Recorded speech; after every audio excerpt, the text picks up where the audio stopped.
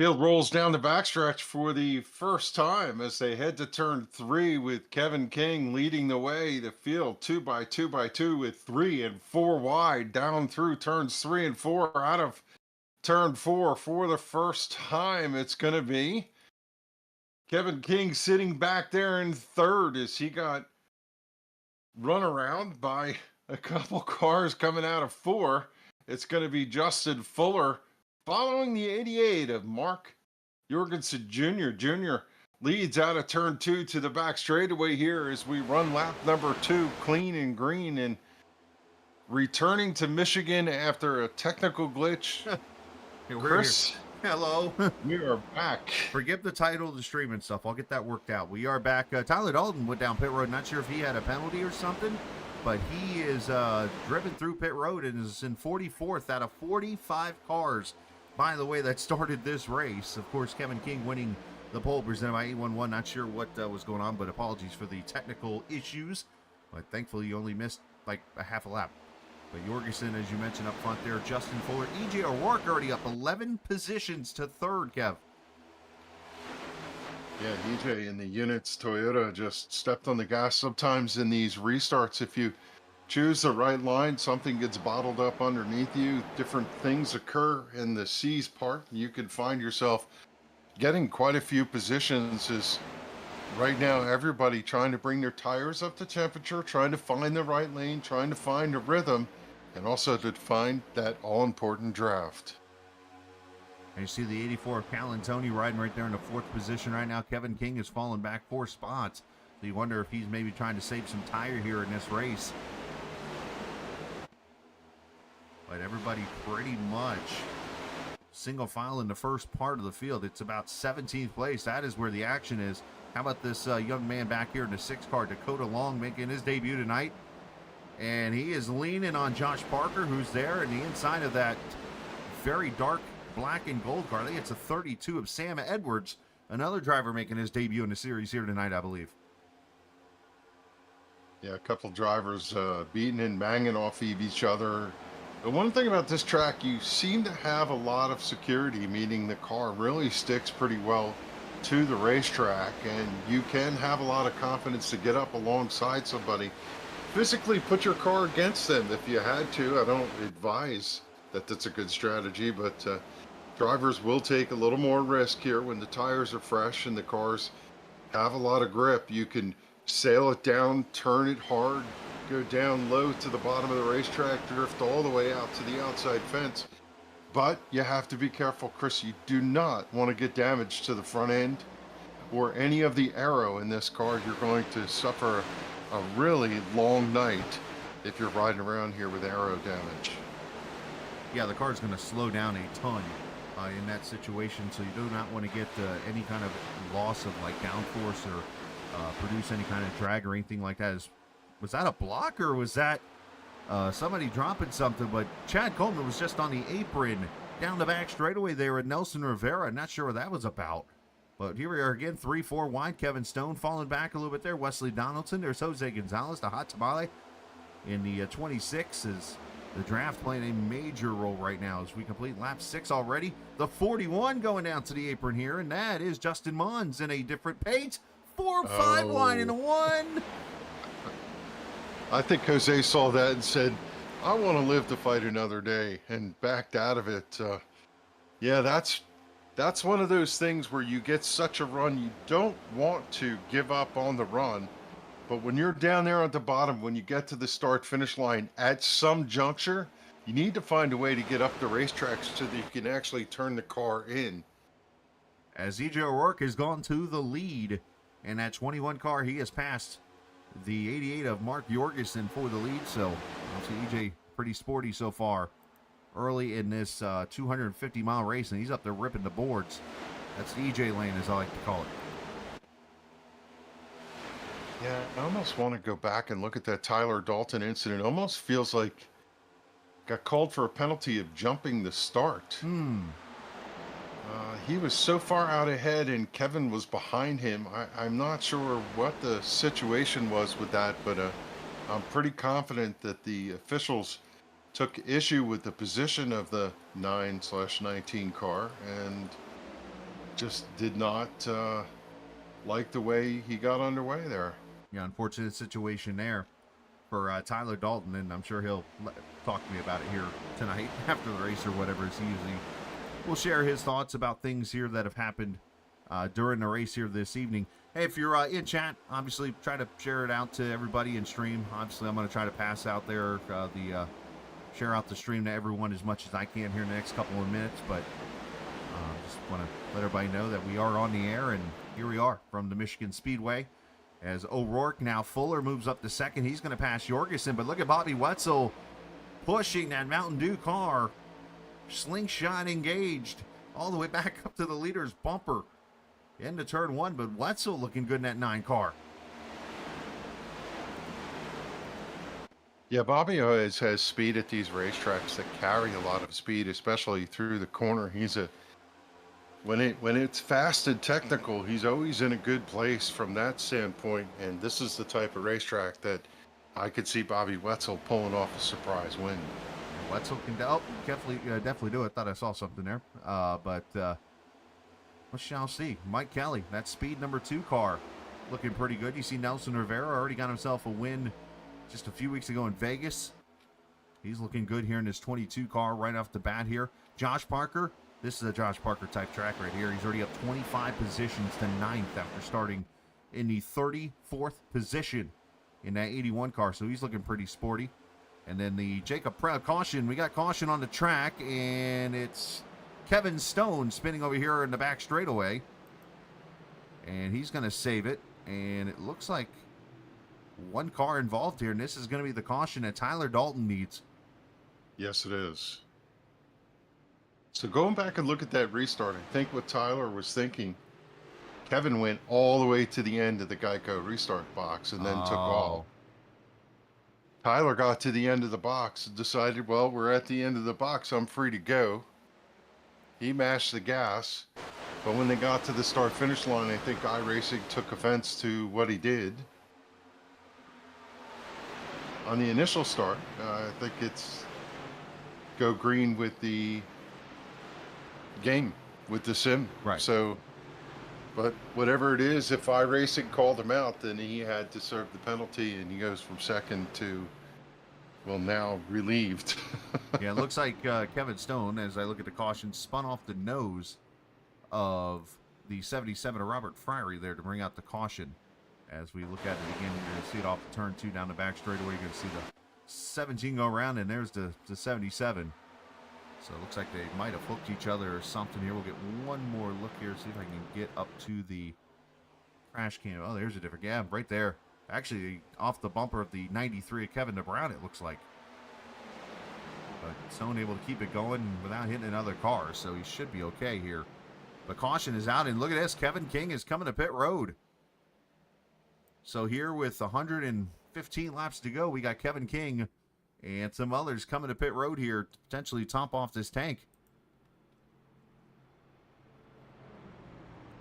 One of the things that occurs on the high side over there in turn 2 is the car will push, and right at the end you try to, if you were running the high line and you missed it, you have to breathe the throttle a little bit, where the person behind you, if they executed properly, will come up and tap you in the back.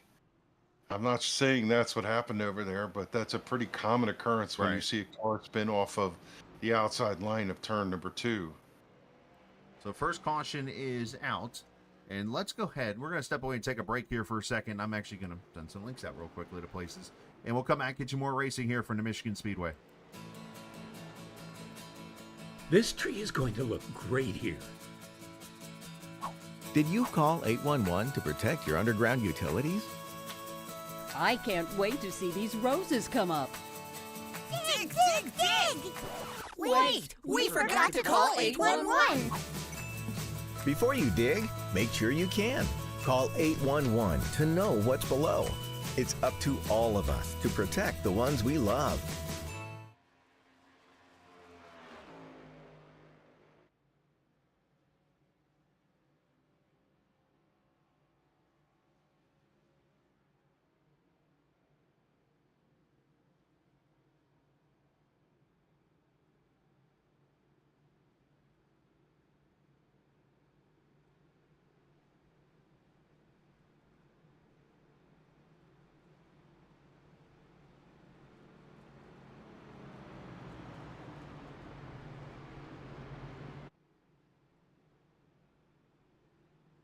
All right, back we are here at the Michigan Speedway, virtual and iRacing. As I'm jumping over to Twitter right now to send a link, and I come across, of course, when that happens, you always get something that catches your eye. So, the Ryan Sieg, Corey LaJoie wreck. Of course, Ryan went flying yesterday, unfortunately, in the Xfinity race. Corey LaJoie in the Cup race today. Not them spoiling anything. They hit the wall in the same exact spot. I just saw that. It's right here, NASCAR and Reddit. That's very interesting to see. Very strange incident there. What do you know? All right, for those just joining us, 13 laps in, first caution out for a spin with Robert Friery, Kevin DeBrown getting a little bit of contact there, and also the 17, but no harm, no foul. But what we did see is about 10 to 15 cars come to pit road, led by Kevin King. As those guys topped off the fuel, it looks like all the way down through the field. As we come for the restart here, and E.J. O'Rourke, who's come from 14th to the lead in the first 5 laps of this race, brings Mark Jorgensen down to the green flag here. And we saw Tyler Dalton get penalized for the start of the race here, so you got to be very careful. Those front 2 cars, those are the only ones really that, Kevin, you have to watch for any kind of advantage from, because the restart rules and stuff that they play by really don't affect those in the second row. As Fuller drops to the bottom for the lead. Are these two teammates? Because you have to wonder if they're going to play nice together or race each other so hard that they're going to jackrabbit and wear themselves out. I'm not sure what the story is. And I'm not saying that I don't know. I'm just saying with these two, psychologically, once they get into a race and put a helmet on, you never know how they're going to behave. And it's always fun to watch Fuller and or EJ attack a race. Let's see what kind of pace they can hold for the long run. The question is, are they playing nice? The answer to that is a simple yes. That's just how they play nice. They just go out there and mess around with each other on the track as they're racing. But it looks like EJ just he is full throttle all the time, and the type of racetrack we're at next week for Daytona, that works for an EJ style. Just kamikaze through every hole in a controlled manner. Didn't want that to sound like he doesn't race responsibility, although some have their moments with him in that style. But when he wants to be fast, he's right there to show up. How many times a season, Chris, and then turn up and here he is driving through the field and leading this race by the lap 17. That's a feat in itself. Yeah, he's either hit or miss. Like, he will be one of those cars that will fly from 20th to first in 3 laps, or he will be in the wall in the first caution, or almost behind the wall, or on pit road, or something gone wrong. 4 wide back here off of turn 4. Doy Woods stuck in the middle there. Robert Friery, as Scott Simley thought better of it as he backs out of it. Eric Arnold was the 3rd car in there. That's back at the 20th position right here. Who said Arrow plays a role here? Yeah, no kidding. I mean, you tend to see that outside lane get really, whoa, contact. We got the 12 in the back. Wow, he's in the wall, but he gathered it up. The 49 got a piece of him, and the Simley car smashed on that right side. It yet to see whether that car is going to drive out and continue to have pace, but the right side, deep damage to the number 12. Yeah, his car's in the wall again here. It's a tough break there for Simley. I think it's going to be a lap to forget about right there for him. He was high coming up off, just like I talked about earlier. He didn't carry the speed. The 49 got into him. Just tapped him, but unfortunately when the car went left, it immediately veered right hard into the wall, and the 49 tagged him. Let's see if we can pull up a... Yeah, I think he's hoping there's a quick caution here. Otherwise, he's going to have to take the car to pit road. Hopefully he doesn't have the old meatball flag, but let's see. Here's turn 1 and 2. Looking the outside here of Jatina. Ron Alasso, and Scott just gets too high. And then bam, the contact from Ron Alasso. Just had the momentum there. Unfortunate for those guys involved. You could make a lot of speed in that top lane, but if you get a little bit high, just a little bit above that top line. Nelson holds on to it. How in the world did he do that? Yeah. You're going to have those moments over and over tonight, Chris, as we're going to see a lot of pretty exciting sideways stuff. Caution. These cars. And There who's you go. that? Jose Medina destroyed. Yeah, that car is narrowed up. Also, that's good news for Scott Simley, who did stay out hoping to catch this caution, and he's going to get it. Caution out for Medina, but real quickly, look who's leading this race. Josh Parker just jumped all the way to the front from 34th to 1st in 20 laps and a caution. You know, I'm so distracted I haven't taken a single note. Yeah, I mean, we were looking at this the racetrack is. we're looking at all the RG bargy back here What mid-pack. Hey, let's take a little breather here and reset. Push the reset button. It's been one of those nights. Holy cow! There's just been nonstop something going on since we dropped the green flag. Let's start with the. Let's see. Okay, there's where Medina's already spun out. So let's actually go back before this, and the save by the 22 of Rivera. If I can find this one real quick. I gotta find Jose or whatever his name is. Nelson. Nelson, thank you. You would think I'd know that by now. As cars are going to come to pit road now, so we'll show that. We'll just show that here in a minute. But let me find. Oh, and there's where Medina gets turned by Kajalva.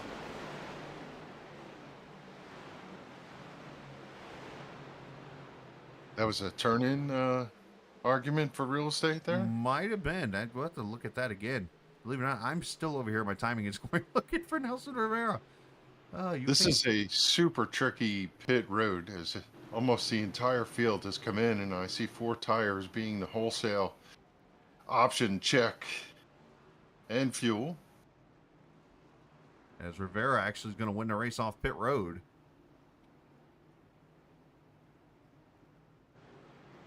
So obviously, I'm still trying to get my wits about me, apparently. We're all trying to get our wits about us. Let's go back here now, as I mentioned, to the Rivera deal. This save right here. Watch this. I mean, he is sideways and saves it right there. I have to get a better view of that. When you come off shallow on the bottom and the car comes off the corner, it really wants to swing up. Yikes. Yeah. That's a little do-si-do over there. That's all that is. You got 8 miles of pavement down below to catch it, and he didn't even go below the white line. So, ooh. I think Jose, you know what I see there is it looked like Jalva was trying to set himself for the apex, and Jose was already entering the corner, and, well, they come together. Could have been a side draft. It was just a little too late to try and pull him back. There is side draft at this racetrack. Oh, yeah. Where you want to pull up to the car next to you, pull over to it, dump the air off the front nose to the spoiler of the car next to you, and then pull away, and it slows the car to your right or left. All right, let's get another look at this really quickly. Between the 24 and 18. And you'll see exactly here. So watch the 18 as he's going down the back straight. We're going to see him kind of slide up the track here. He's trying to Here set he wants to himself do up. that. And then Yeah. Jose's turning in. Okay, yeah. Mm-hmm. He did look like he was trying to execute some kind of side draft. He was waiting till he could get a little closer to it. Yeah, maybe, yeah. All right, appreciate everybody who's coming to hang out with us here. I know it's been a little bit of a tricky evening, but we've had some great racing here from Michigan already. We've seen some lead changes. E.J. O'Rourke leading now after the 81 of Josh Parker pretty much went through the field and took the lead right before the caution. Let's actually show that really quickly before we go green. Look at Parker, just drops to the bottom here and says, I'm going to take both of your units and take the position away. That's a double unit sale there. I mean, pretty good deal, if you ask me. 2 cars pitted on lap 12. That would be the Sam Edwards 32. Actually, Kevin Stone and Stoney Benfield also pitted. And Mr. King decided to go back in So everybody behind Nelson Rivera and back is all uh, pitted, and Yeah. these guys up front, O'Rourke, DeBrown, Eric Arnold, Jatina, and Mons have not pitted for tires yet. Yeah, then you got Sam Edwards 6, Kevin Stone, who was the first caution. He's there at 7th, and then you've got a mixture of people with tires and no tires here. So it is a literal mixed bag. As trouble back here, Seth Foudy goes around. Oh, And looks like we're going to go away unscathed here with just one car.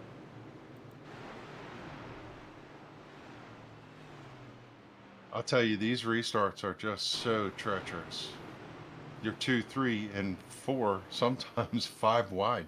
You have the space for it, and drivers trying to find holes. I find that if you look at the way some of the drivers approach the racetrack, they go down into turn 1 without the confidence. Did he come up and tap another car? I don't know, but I saw about 10 cars within one lane. Yeah, at one point they were 5 wide over there. I mean, That's no joke. There were cars Look at from the this. yellow line to the outside. oh, you see, I see what happened. Foudy had to check up from Gonzalez and got a little free, and then Van spun him out. Nicked them. For some reason, none of my crash highlights are showing up, so I'm going to have to do this manually right now for these spins. But right here, there's the check up, and bam, there it is. Am I wrong? Is he backwards on the front stretch at some point? I sure hope not. Let's see if I had that right. No, Yeah. Put it over and Yeah, see, they're 5 missed wide it, here. right? And it spins around. coming back here to get the damage corrected. Uh-oh. Had a problem getting on pit road. I'm not really sure what happened there. Maybe I think maybe pit road was closed. Oh, yeah. That's usually the way it is, that first lap. Yeah, watch this as he comes around, trying to gather his faculties, get his settings set so that he changes tires, does this, does that, whatever he needs to do. Nobody's pitting, so pit must be closed. I see not a single car heading to pit road. He's down there. Whoops, hold on a minute. Noses it in. Oh, no. Adds insult to injury. I'm sensing a Snickers commercial here. Want to get away? Oh, boy. Well, you know what? If you're going to ding it then, right? Because now you're going to go in and tell the crew, oops, sorry for that other one, but that one too. And I will cast no aspersions. I have done that. I've run into the end of the pit wall. I've nosed it into the inside pit wall. When you race as long as some of us have, you've done a little bit of everything and seen a little bit of everything. Is it bad that I'm thinking about Days of Thunder when is it Bristol where he pretty much beats up the car, Tom Cruise does, and the other crew members like, well, at least the left front looks okay, and Robert Duvall whacks it with his foot. Is that better? Yeah, John C. Riley kicks the door. Yeah, whoever, yeah. Is that better? No. I thought it was Robert Duvall, He wasn't said, look, the door's not hurt. It was John C. Riley who said it, and the crew chief came and kicked the door and said, I don't want you to be spoiled. it? Oh, Harry Haw. That was awesome. Where is Parker in chat here? Yeah, he's right there. Let's All right, here we go. O'Rourke, Doug Brown, Oh, I'm Eric sorry. Arnold, Jatina, top 5. Let's get him up here real quick. We got a quick minute. Parker, you got a copy? Oh, man, do I have a cup? Well, you got a copy of this track, apparently. Good grief. I mean, it's like you know what you're doing out there. Yeah, you like that? That was pretty impressive. What, 32nd to first? Well, I'm sick of feeling like I don't know what I'm doing out here. Because I do. I just act like I do. Why? I mean, you must be doing one question yourself. I mean, there's 2 of us here that know your talent, but how's the track feel? It's actually really grippy. It's fun. It got a little loose there. I think my tires are going to be a little bit burnt up, but not enough to where I would have fell back to where I started. So it was going to play out either way. It feels really fun. I had to use the bathroom there, so that's why I'm in the back again. So I'm going to try it again and see what we can do. But The tires didn't wear out as much as I thought they would for as hard as I was driving. But it seems like you can run multiple areas of the track, and then the top side 1 and 2 seems to get pretty good. As you, I was gonna as say, you go on. yeah, I was gonna say, as you go green real quickly here, does that mean we're gonna see cars get real tight now with the right front? I mean, the right front was wearing 4 or 5% more. Seems like for me for running hard, so I think we're gonna get a little tight, but it's actually getting loose on entry. So Interesting. the left rear is wearing out. Okay, good luck. So yeah. Yep. Josh Parker, appreciate the words. Lily up to the restart as Kevin EJ O'Rourke, Kevin Brown lead him to the green. And once again, they go through the gears. And will we make it to the back straightaway? If we do, I think we'll be in a good way. As who's the first one to jump out of line? Josh Parker. Of course. Said he had to make a potty break. Thankfully, he did it under caution. I've seen people actually do it during green, and it's like, what are you doing? He said a really important characteristic. Oh, here we go. Kevin King's in the wall. Oh, no. As cars are scattering, Mike Kelly's got a broken left front. Yeah, Mike Kelly is slow on the back straightaway. I thought I saw King get the wall, too. You got another car up there in the outside wall. That being Kevin Stone, who's having a rough night. That front end is punched in. Yeah, Stone's off the pace down to 17. Let's not look at that again. I thought I saw what might have been the 17 get loose, and I could have swore I saw the 29, and forgive me if I'm wrong, get the outside wall, and then I saw the contact with other cars. But we continue green here. But my gosh, the restarts are Western, if you will. I didn't get a chance to finish the thought from the last one, which is some drivers, they know from the grip that he just talked about that you can run it hard as 48. Just got a moment over there. Oh, more contact, more spinning. Oh, jeez. Oh, my gosh. Wow. That was more than a moment. That was a massive hit to the inside. That was Mark Fish, Randy Yoakum. Oh, wow. There's action everywhere. I was going back to the restart, and this happens. I don't know if he got tagged going through the corner, came across it. I thought he was going to gather it up, and he collected a couple cars and just kamikazed the end of the wall. That is never a good thing. Let's go back to the restart, or let's try to go back to the restart here really quick. And let's watch that black 17 car of Kevin Stone. You see Mike Kelly's the about 5th car outside lane back there behind Wesley Donaldson as they go into turn 1. And then we'll speed up to the other spin. Nope, Kevin got around it. Right there, here's where, okay, so I thought it was Mike Kelly that got the wall hard.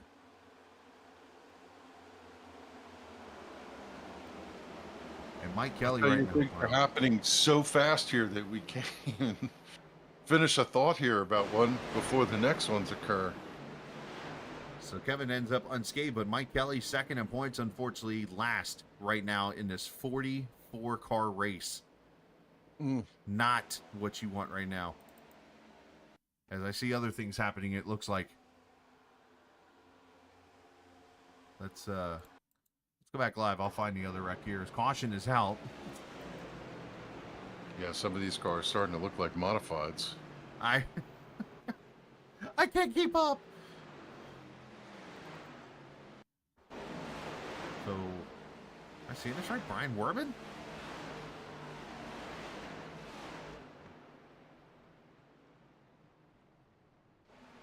Oh, Werman's going to check up. Brian, I thought he was involved, but actually looks like Chad Coleman, David Comstock, and others involved. Here's the replay of the caution, actually.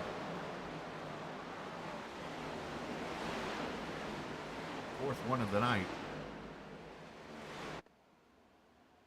Oh, and I see Coleman gets... Oh, and Parker, Gonzalez, Coleman. The 9 at Dalton gets some damage. I see... Was that Benfield. 21? I thought I saw Unit's car involved. 75 down there in the bottom. Stoney Benfield involved. They still got a lot of heavy hitters in this one.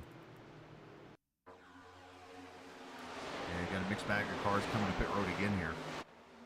Yeah, say what it's worth. When you have all these cars with damage, I think in some of these restarts, we're going to start to see the field stretch out and get separated from each other. Add Justin Fuller to the list of damage, it looks like. So it looks like the 31 of Eric Arnold got loose. And then, unfortunately, got hooked by Parker. He hip checked the 38, who also came from pit road entrance back into the racetrack. Just no fault of Chad. There's nothing he can do there. You got to see here is the 9 of Wetzel. Yeah, Arnold just gets loose down into Coleman, and bam, there's the contact there. Arnold saves it. There goes Karlovaj and Fuller into the wall. Dalton gets damage.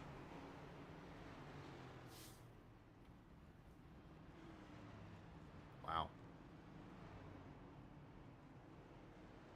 Yeah, as I said earlier, when you have a lot of damage to the car here, it doesn't run very well. With all these hits that we saw, this car is a tank, but I suspect a lot of these drivers are not going to be able to maintain the pace. They'll be able to stay in the draft for a period of time, but if it gets stretched out just a touch, we're going to see them all drive off. As So what an eventful night we've had. So here's the wreck, by the way, that happened a minute ago. And it looked like Fitch gets loose. Grzelva gives him the bumper. And he and the 8 come to... Oh, geez. I don't think I've seen anybody pile drive the end of pit wall that hard in a long time. Well, I want to check the wall. Wow. That car would have physically been to the firewall if it had been the real thing. That and the sand might have hit some fans. Okay. All right, so So now, can I we catch our breath? make my comment as to what's behind all of this? Because knowing how this racetrack races, drivers mentally have two things in their mind.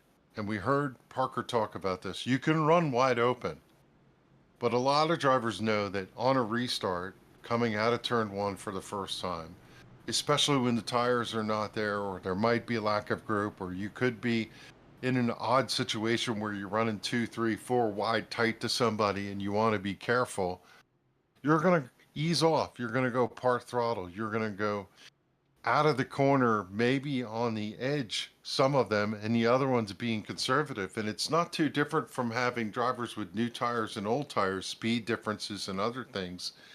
We've seen a lot of strange occurrences tonight, and I think some of that has to do with just how drivers perceive they should drive the racetrack. As EJ O'Rourke leads him back to the green, EJ has not pitted yet. He or Kevin Brown have not seen pit road yet. Mark Jorgensen third. Wesley Donaldson, Bobby Wetzel, your top 5. We've got a whole smorgasbord of different pit stops from everybody here. So if you're asking me what the strategy is right now, I don't know. I'll have to break it down here as we get going a little bit. Wow. Usually I have a minute to sit here and be like, oh, this is what's going on. I don't have a clue. Jacob Prince got loose out of turn 2, swung down in the Twin Peaks Camaro, sideswiped Kevin King, drove him down. Kevin grabbed the gear and kept going. He's now going to move past him, but that was a tight moment for your point leader.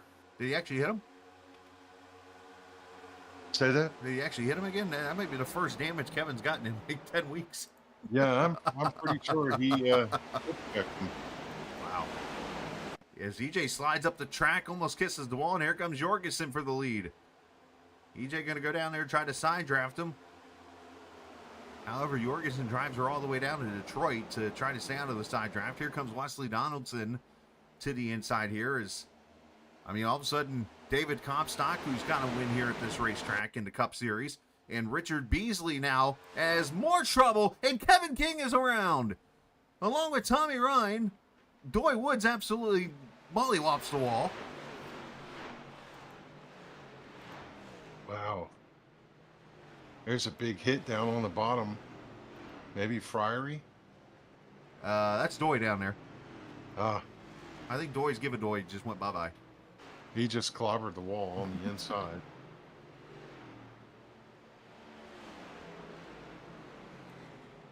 Wow. I did not expect this. Our NIS race ran through lap 50 at one point. We had a couple cautions in the beginning, but they got it all sorted out. Tonight, this has just been pandemonium, and I have to say, I'm really surprised about it. Let's see here. Tommy Ryan with heavy damage. Looks like the 39 just got loose coming out of the corner. Sure Car did. broke loose, tried to catch it, swung back up, and dare I say, I think he got Kevin again. Mons with damage, it looks like. We're going to have big ones left and right here. That's the pushy loose that Josh Parker was talking about. The car push, push, push. You're pushing on that right front. Eventually it gives up, and then the car just breaks loose and starts swapping ends. Rondolasso gets damage. I don't know that Boy. King got a lot of damage out of that. Yeah, he did a 360 out there at track. That's I'm sorry to pick on Doy. He's a good dude. I think he's got an injured wing he's been racing with. I don't know if it's an arm issue or what his deal is, but I know he's been injured a little bit. But this loses control in the outside wall here, and then Lost the nose. no went brakes. down. Boom. Lost the nose the second time.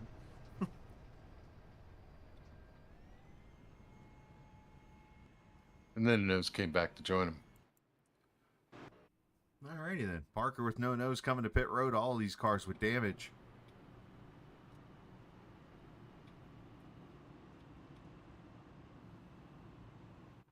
Wow.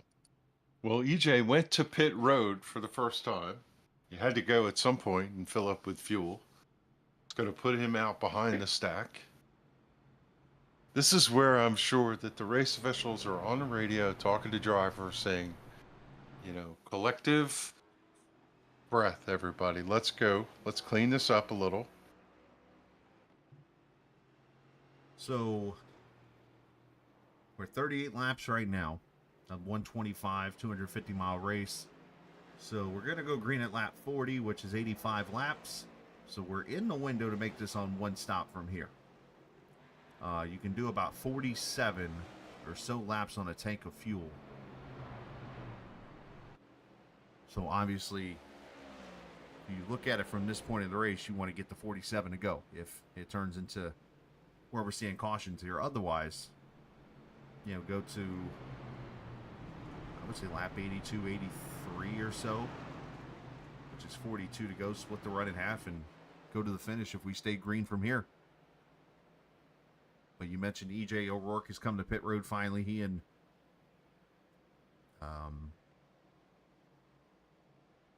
the other car whose name has slipped my mind came to pit road for gas and tires.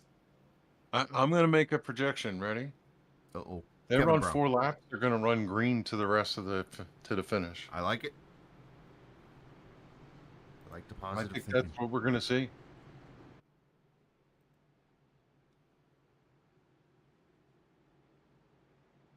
Kevin England calling it a bedlam called my over at shot. chat. He's calling it bedlam over there. I think the late great Gordon Sully, if you remember the old wrestling days, especially the NWA back in the 1980s and 90s, would call it a pure 6.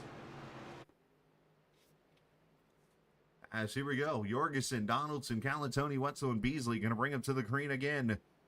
Let's try it again. Have you said the word Tony tonight? No, I don't think so. That's a good call. And Beasley's been out in front of Kevin King all night long, just saying. Blind squirrel. Girl. I already saw a couple checkups, meaning nice ones, don't run me over moments over in turn 1 and 2. So we've made it to the back straightaway. As Gonzalez takes this mellow yellow number 3 wide. Jeff Ryan there in that car, that 3. I got used to that paint scheme. Joey Jatina in this battle with Rivera. Joseph Grijalva behind enters. The 93 of Kevin Brown. There's EJ O'Rourke. There is the 92 of Rod Mitten. Haven't said his name in a couple weeks. He's back here in the field tonight. And then there's Kevin King in the 29. Back up here into the top 20 as he roars. Really nice to see the Ryan brothers back in here tonight. Jeff just tagged the wall as you said that. I don't want to say his name anymore, though. Yorkson's got to be feeling pretty good here leading laps in Michigan. That cream rises to the top, and Jorgensen's been on his game the last couple of weeks. We know he's one of those drivers with all those second place finishes. He's just jonesing for a win. He's got the track position here. Let's see if he can run away and hide from these guys. Easily really loose out of turn 2, was able to gather it up, keep his foot in the loud pedal.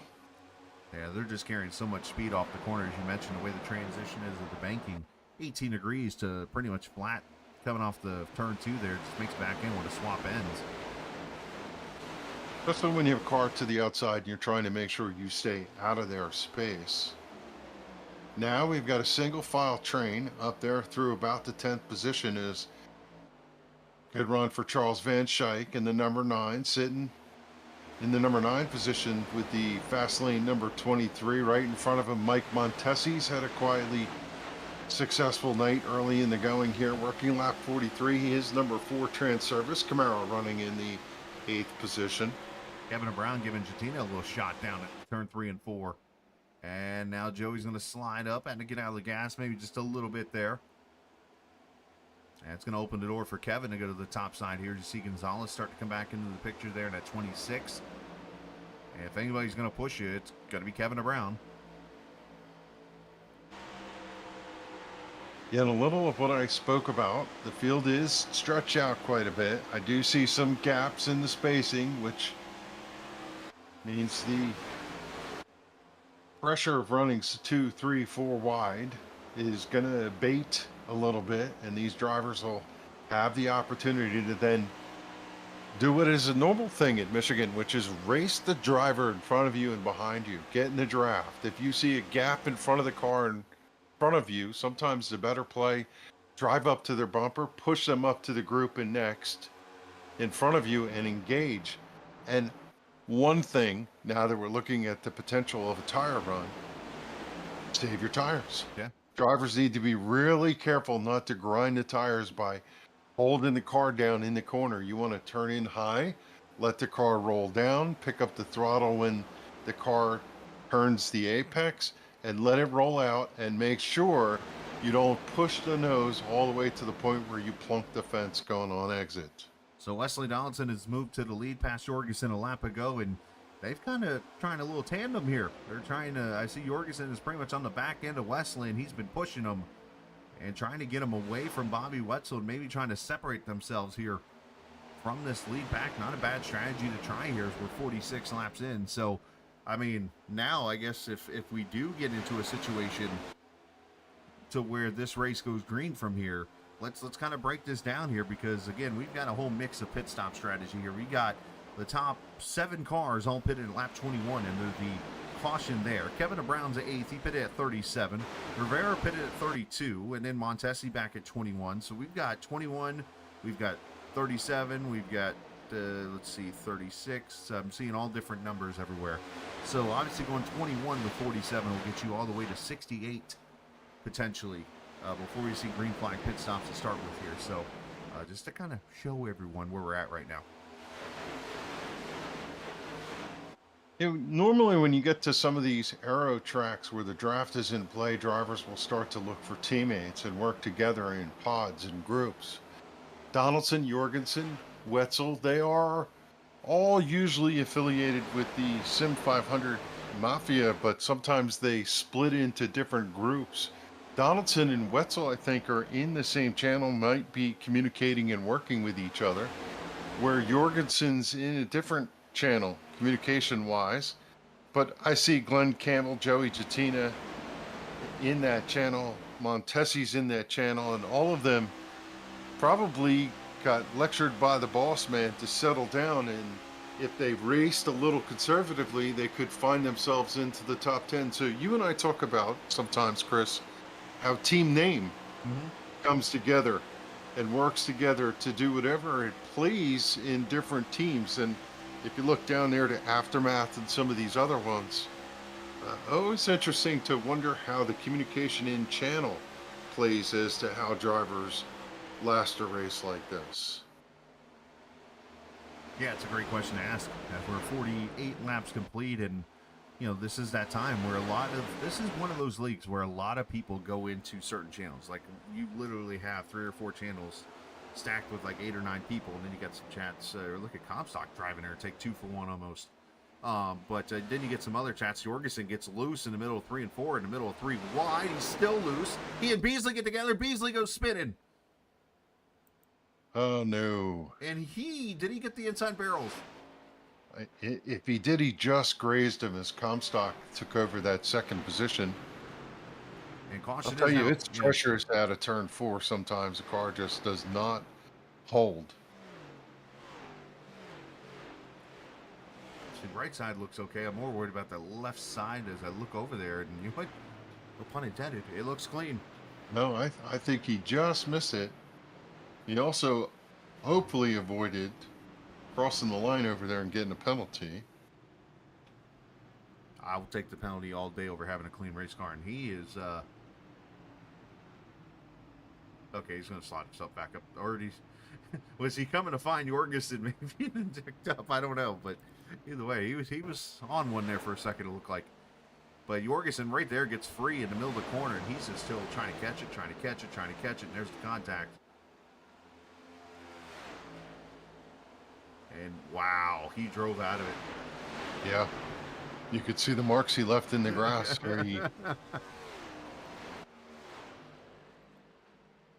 I'm curious as if Jorgensen felt the car was pushing. Sometimes what happens is the car will go down and you'll get in the wake of another car. And it upsets it, yeah. Or someone turns across the front of your nose as you're turning in or so on. And you'd be surprised. You go in the corner 3 times and the thing goes perfect. And on the 4th time, Arrow upsets the car and the thing doesn't turn. He could have been trying to make sure he stayed off of Bobby Wetzel. And now he just got loose in the apex of the corner and then chased the car all the way through the corner until he used the 10 to save himself. So EJ O'Rourke goes to the lead here as we're under caution once again. And I figured I'll take this little moment here to throw some shout outs out real quick. Of course, 40 Racewear, as always, giving you the great shoes and gloves that you can use on your iRacing service or whatever sim you like to race on. If it's multiple or just the one or whatever, you can use the 40 Racewear shoes and gloves to enhance your performance potentially and even just make yourself look good. And you can do that by going to 40racewear.com. There's a link down in the race information down underneath the screen here. Just type on that. You can go to the website there. But big shout out to Jim Herrick and 40 Racewear, based out of the Indianapolis area and about 120 miles to the north. In east is MC Racing, of course, in Fort Wayne, here where I'm at. And big shout out to Mark, who was showing me some photos. Believe it or not, I haven't talked about this. They got 2 sims set up in there where you can get on there and race, run some laps. I know some people come over there and run officials sometimes, but in their waiting room, they actually have a drift track that you can use like RC cars and go out there and drift on. It's kind of cool. So you can check out MC Racing if you ever visit the Fort Wayne area or driving through and want to do some sim racing, or who knows if something isn't working or whatever and you want to go get some practice in on a sim, go check out Mark at MC Racing. Great guy and does a great job in this area here. I saw a bunch of families going in there yesterday, as a matter of fact, when I drove by there. So appreciate everybody for supporting the Captain Esports Network, and of course 811 as always for supporting the Sim500 League and the Xfinity and Cup Series. Have to say, Chris, that we were away for a period of time, went to a beekeeping conference, and when we got back, walked the property. We have this 1 3-liter tree. Huge. The thing is so big that if you put your arms around it, your fingers wouldn't touch. And I kept saying to my wife, something looks strange. And then it dawned on me that it's a 2-liter tree. And walked over there, and one part of the tree is down from the storms that we had this past week that raged through the area. And it reminds me that you got to know what's below and call Yes. before you dig. The storm damage this week has just been astonishing across the entire East Coast with flooding and other things. And I think about NC 811 and 811 in general. Call people. Yeah. If you're having situations go on, make sure you call. Those in Connecticut seeing record number rainfall. Chad Coleman actually shared a story of the track he does officiating at on the weekends.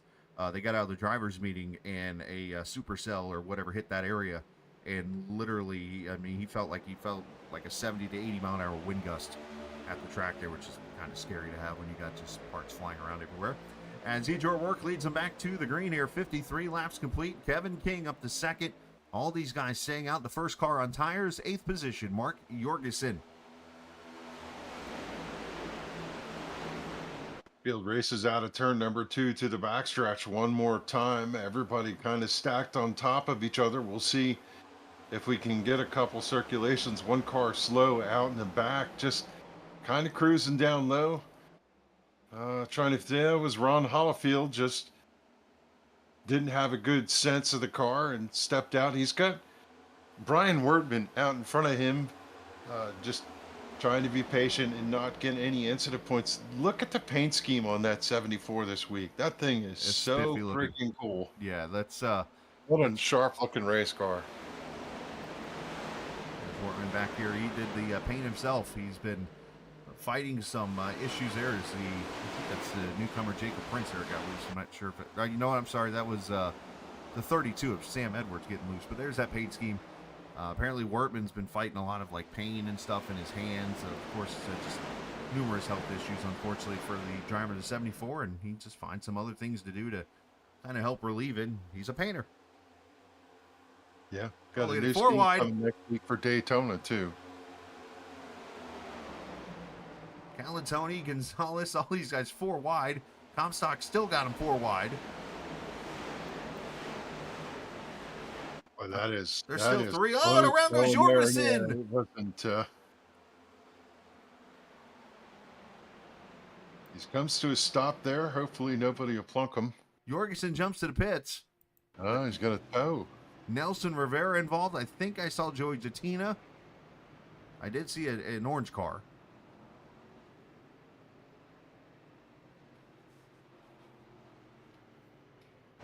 Yeah, his car just broke loose. He went out and tagged the 93. I think that right rear toe link might be broken. As the car was sitting on the backstretch, the wheel looked like it was shoved underneath the rear quarter panel over there. I think Wesley Donaldson That got hit some damage. right there is the one that did it. Wow, how about that? Yeah, look like Wesley maybe got some damage also from that. Let's go up here. It's like Wesley got up on the rear end of that 88 and the carts got upset. Right up there, right up there. Look, he's right on him right there. And you see the car just kind of bobbles. And that was not Joey, by the way. That was the 26 of Gonzalez, whose front end hit the 22. So apologies to Mr. Jatina. Who was the car that hit Jose? Oh, my. Well, this is where the 4 wide was. Tony backed out of that, and then he drove back through it. There's the spin right there. And there's the contact from Calantoni to Gonzalez. Nelson Rivera's had a pretty exciting night tonight.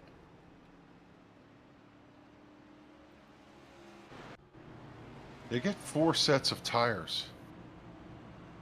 And I have to wonder how many of them have used their tire allotments. Is that possible by lap 56? I don't. would sure hope not. But I do want to bring up something. You mentioned early in this broadcast, you said that tonight could be a night where you see the surprise winner because of the way Michigan races and so on and so forth. The way the cautions are lining up here, you're getting mixed bags of people running in different positions throughout the night. This could be a night where you see somebody get that first win of either the season or first win overall in the series. It could be fuel mileage, could be just strategy wise or whatever. Yeah, I think a couple of the drivers that I would have looked to be the ones tonight: Mike Kelly, Justin Fuller, Tommy Ryan. We didn't even get a chance to talk about Tommy. He's out 19 laps at this juncture. Yeah, Chad Coleman, Jorgensen, who we just saw have an incident.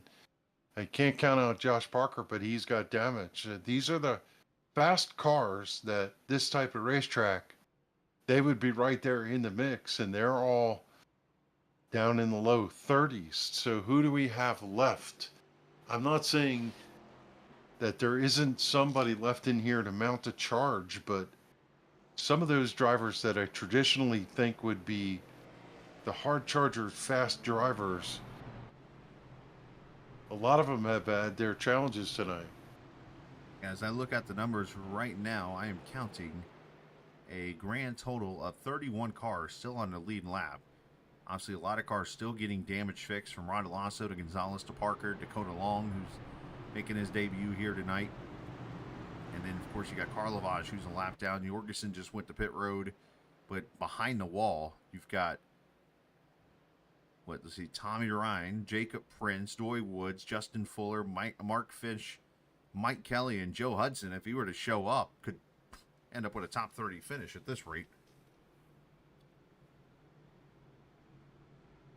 Yeah, I mean, as I look back through the stack here, there's a couple names that, obviously last year this race was won by David Comstock, sitting in the top 10. Wesley Donaldson, he's the type of guy that can run up there and steal a win.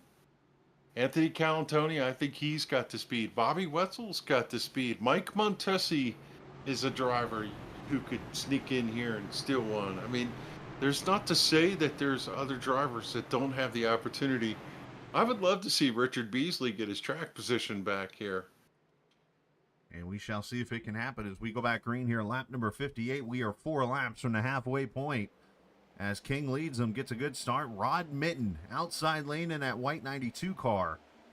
Up in the second position now as he gets in front of King. Seth Foudy, who had spun earlier, he's up to 4th. Robert Friery, 5th.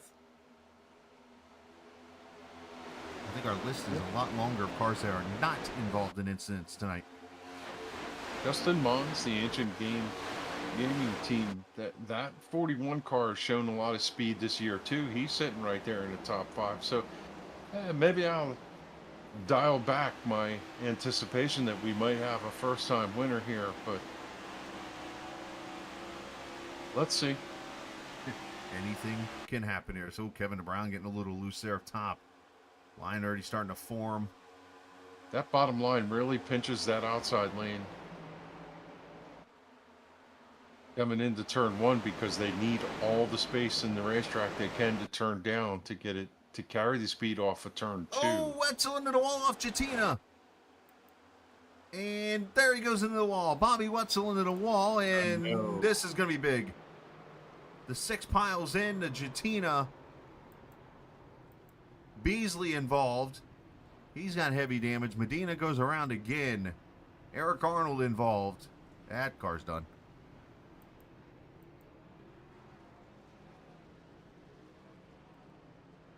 If you'd have signed me in tonight and said this is what was going to happen, I would not have guessed it, quite honestly. People just trying to get what they can get here. I don't know if this is a product of the strategies, if it's a product of people are seeing the fact that maybe this race is going to have a lot of cautions, so they're trying to get what they can get before the cautions. But look right there, you see, I mean, the 9 gets up to the top side there, and they just run out of room. Yeah, Joey's car had just a little wiggle when he chased it up the racetrack. Oof. Unfortunately. Hey, guess who's involved again? Nelson Rivera. Yeah. Poor guy. That time he didn't just spin, he walked them. Oh, this looked like it actually started in the turn 1, so I want to back this up a little bit. The 14 is tight, and I'm actually going to back it up. Oh, my word. oh, Never mind, I blew that one. That's I want to go back further because watch, it almost looks like the 14 almost bobbles here mid-corner. And it forces the 9 up the track a little bit here. Let's see. Right, I'll get right here. Checks up, and you see how the 9 had to adjust. But he's tight, Yeah, and there's- just that little slide and a correction. Any other time, Oh, no harm, no foul. Carried enough speed, but unfortunately, the 9 was there. boys, with the brakes. There were a couple of hard licks. Let's, Nelson Herrera, you're the first contestant here.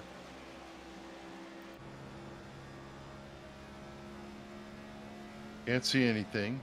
Clears. he's gonna see Everything's this. okay. Ouch. Oh. Yeah. And then one other one, I think, I want to make sure I get the right guy here. This might hurt a little bit.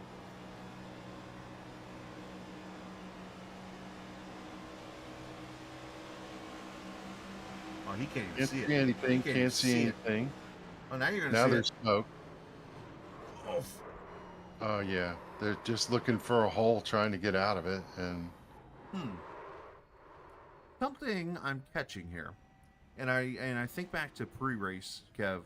Talked to a couple drivers, and they said that on the restarts you want to shift the 4th gear. Some people are doing that. That's going to loosen your car up. That might be a product of this. yeah. What I know is you can run through 4th. You generally don't have to grab 5th until the backstretch. And I had done that quite a few starts. I didn't notice a difference running 4th out to the middle of the backstretch or dumping it right into 5th. But I did know when I wanted to power out of the corner. But this is me, and this is why I know what I said earlier. Yeah. I don't kill the car. I'm not trying to pass half the field by the time I get to the exit of turn 2. I'm the other guy. Go by. Go. Have fun. Enjoy yourself. I'll get you later on the long run. Right. I just want to make it out of the corner. Sorry for the chuckle, but when you see 8 cars all coming off pit road together because they're all trying to beat the leader off pit road, it's kind of funny. Yeah. So it looks like now I look over here. Yeah, the 22, the 74, the 24, the 8, the 75, the 6, the 32, the 10. It's a gold There's rush. one other car in the mix there, the 49 perhaps. So you Yeah, got, half the field is coming around after having damage fixed. see, so Add Simley, a 9 to that. Livingston, and Schrader all came to pit road there. Obviously Gonzalez and the cars with damage all coming in here. So we've got Robert Friery, who's in 8th right now, still hasn't pitted since lap 21, if I'm seeing that accurately. You've got Rod Mitten, who's 2nd, pitted at lap 32. EJ O'Rourke, Seth Foundy, Kevin King, all those guys at lap 37. I think the smart move of the race might be EJ O'Rourke. Just get up front and stay up front. At this Who point, knew how well that would pay off? at this point of the race, it's either I'm going to be there or I'm on the backstretch right now running by myself. Yeah, the 81 of Josh Parker is still out there, and the car looks completely fixed now.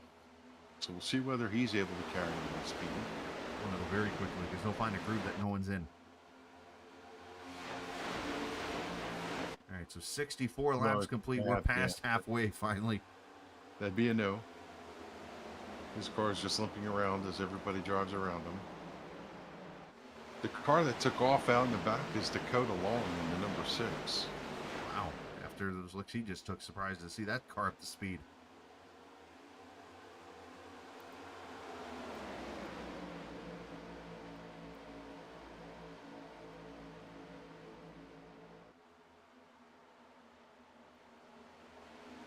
So O'Rourke has pulled away 3/10 on Mitten. Kevin King side by side right now with Seth Foundy for 3rd. Wesley Donaldson, Justin Mons all in this battle right here with Van Schaik and David Comstock.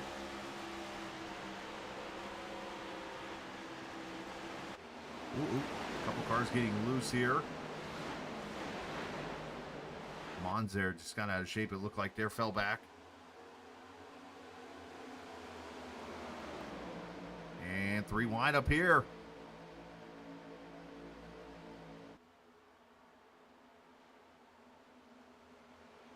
Everybody just trying to get where they can get. Yeah, just to see these cars in yaws. To see And around goes 44 go around. Campbell. Yep. And there goes Montesi around.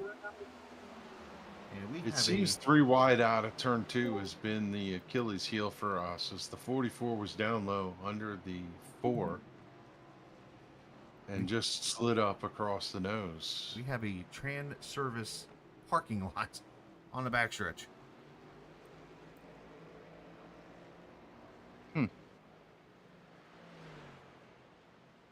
Yeah, holding the car down out of turn number 2, especially if you're in a 3 wide situation, seems to be our biggest challenge tonight. Yeah, that turn, I mean, it fades away, obviously, so it makes you want to slide out there. And here you see Friary just up the track. Not sure if the 4 pushed him up there, and Campbell and the 4 come together, and from there they just hook on. And then Grijalva and the 4 come together, and Gerald Livingston nowhere to go. Yeah, they just played a little bumper car, little tag, no tag, no tag, shove, push. I mean, I'm going to go ahead and say this in a joking way, but there are other ways to get Trans Service sponsorship out there on the air than just completely block the backstretch. I was watching Glenn for after the restart, riding with him actually, and he was coming through. Yeah. I felt like it was an opportunity for him to recover and come back through, and I think he was hustling the car just a touch to try and get back some of the track position he lost. You know, one way they could do it is sponsor the Truck Series, which is what they actually do. Trans Service Truck Series, of course, I believe just wrapped up their season recently. So, do appreciate what Glenn does for the league and stuff on Wednesday nights for that Trans Service Truck Series. So, all right, we're going to go get some water or something and come back and get ready for the restart here as we take a break and come back from the Michigan Speedway at Sim500 on the Captain eSports Network. Took the voodoo doll. When do you plan on putting in that new fence we've been talking about since last summer? I guess I could start tomorrow.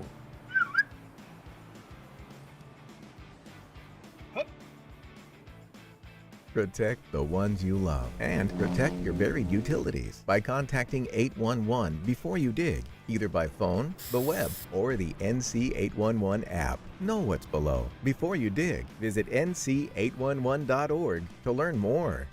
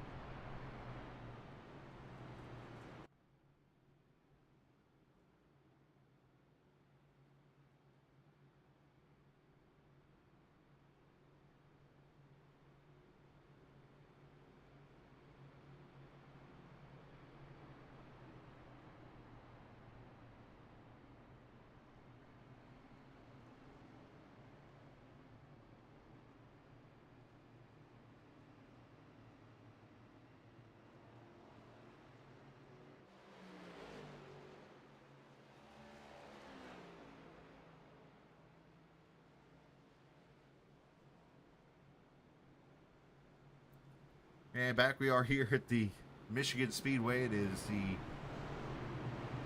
250 miler here for the Sim500 NC811.org Cup Series as we come up to lap 70, which 55 laps to go in this race. And let's go back to the comments I made before the race, my sarcasm coming in here, where I said that, you know, you could put all electric cars on the track and it turns into a fuel mileage race.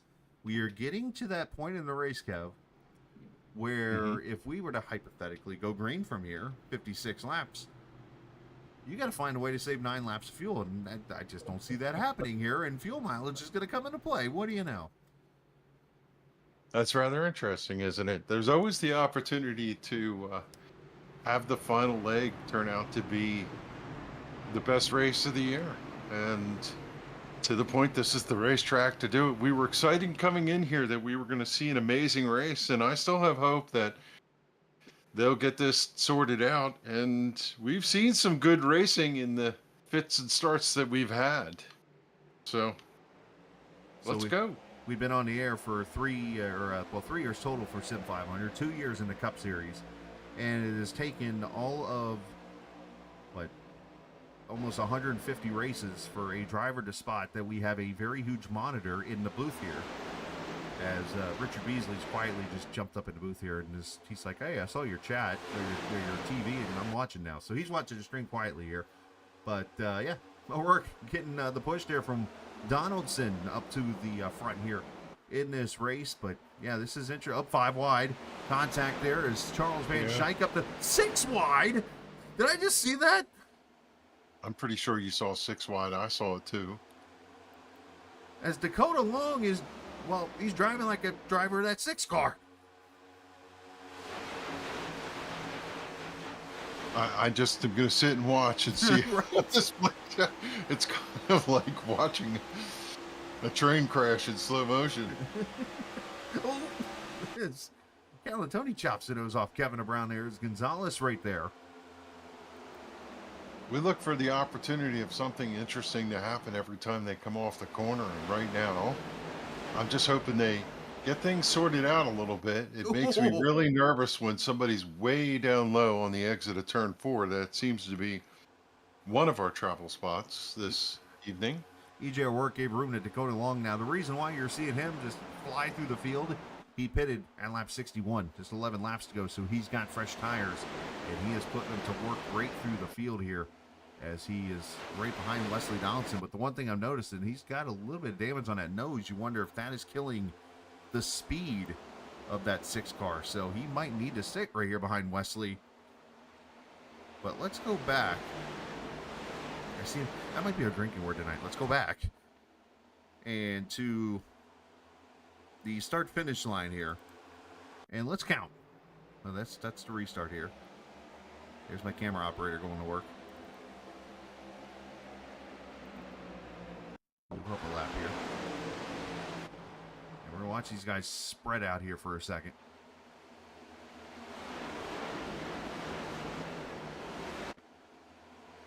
And 3 and 4, there's Cal and Tony getting the wall. And you know what? It might have been the lap before. Yeah, right here. So there's the 5. And then right here, watch this. Let's count them. Let's get me over to the 6 car real quick. And by the way, he's taking the lead. So as we push into turn 1. There's 3, there's 4. All right, we were 6 wide somewhere. I have to go find it. But anyways.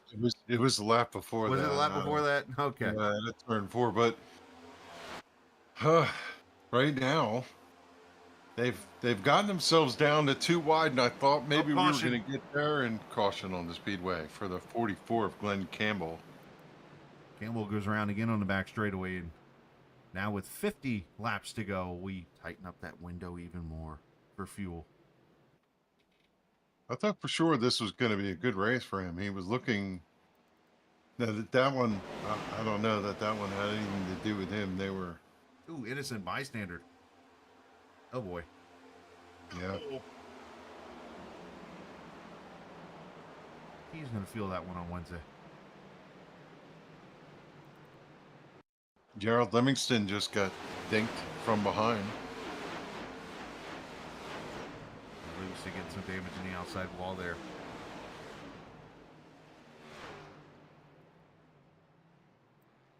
All right, so let's go. Now that I have time, let's go back to lap 70 into this restart, because I mean, what I saw was absolutely mind-blowing. I mean, I've seen 6 wide at Dega because, well, it's Dega. I have not seen 6 wide at Michigan unless it's like a super late model or something like that, one of those type of cars. But let's watch here as Dakota Long restarts his race. He's all the way back here in the around the 14th position or so, and obviously he's going to put the fresh tires to work, or they're not.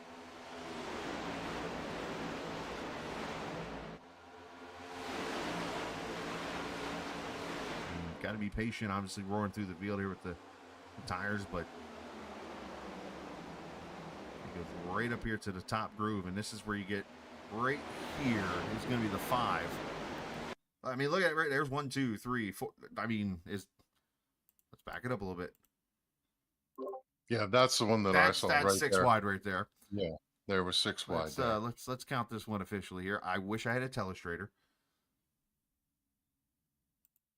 At least from that one angle, right? It looks 6 wide, but now it looks 4 wide. I just ruined it with the camera angle. Maybe you go a little further into the corner. I'm not sure if they got there. See, there 3. There's 4. I guess it looks 6 wide. Looked like a fighter pilot.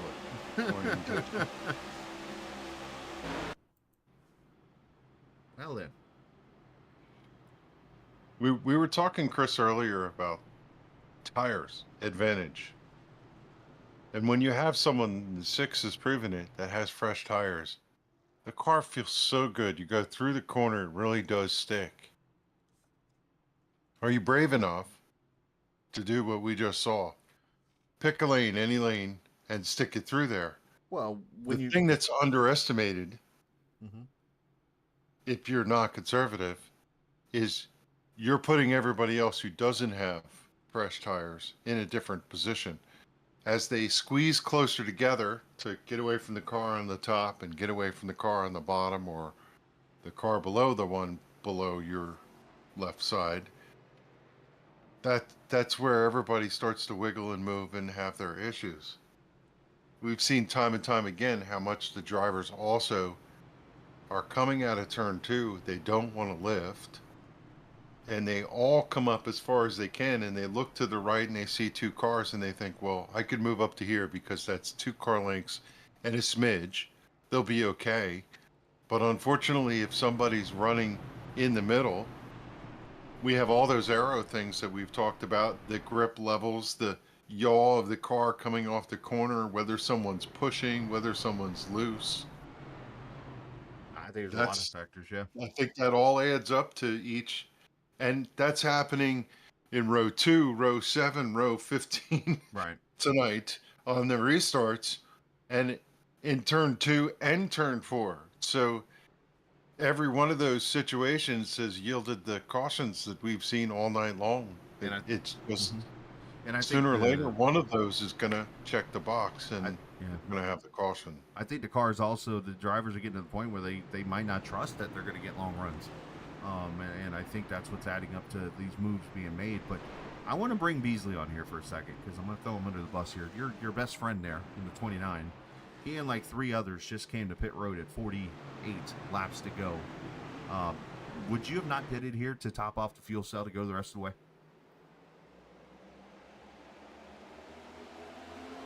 He's going to play mum. Yeah, he's not saying. Yeah, he knows what I mean. Anyways, going green here. I'm just saying I would have there. He might be watching the Braves game now. So, but anyways, green flag out, unless they get the Monday off type thing still. But anyways, He's sitting down on his pit box eating a donut. he could be. As Donaldson, Callan, Tony, Comstock, Mons, and Kevin Brown, your top 5. But yeah, that's going to be an interesting call here. These guys staying out for the track position instead of getting the fuel, where I think you got 4 or 5 cars now that can make it to lap 125 on fuel. So here we go with the Michigan fuel strategy. Look at that number 45 running in the top 10. Good run for the Red Schrader. Bull Toyota Yeah. of Mark Schrader. Different number, different result here. Oh, here comes that 6 again up there, 4 wide, up against the boards.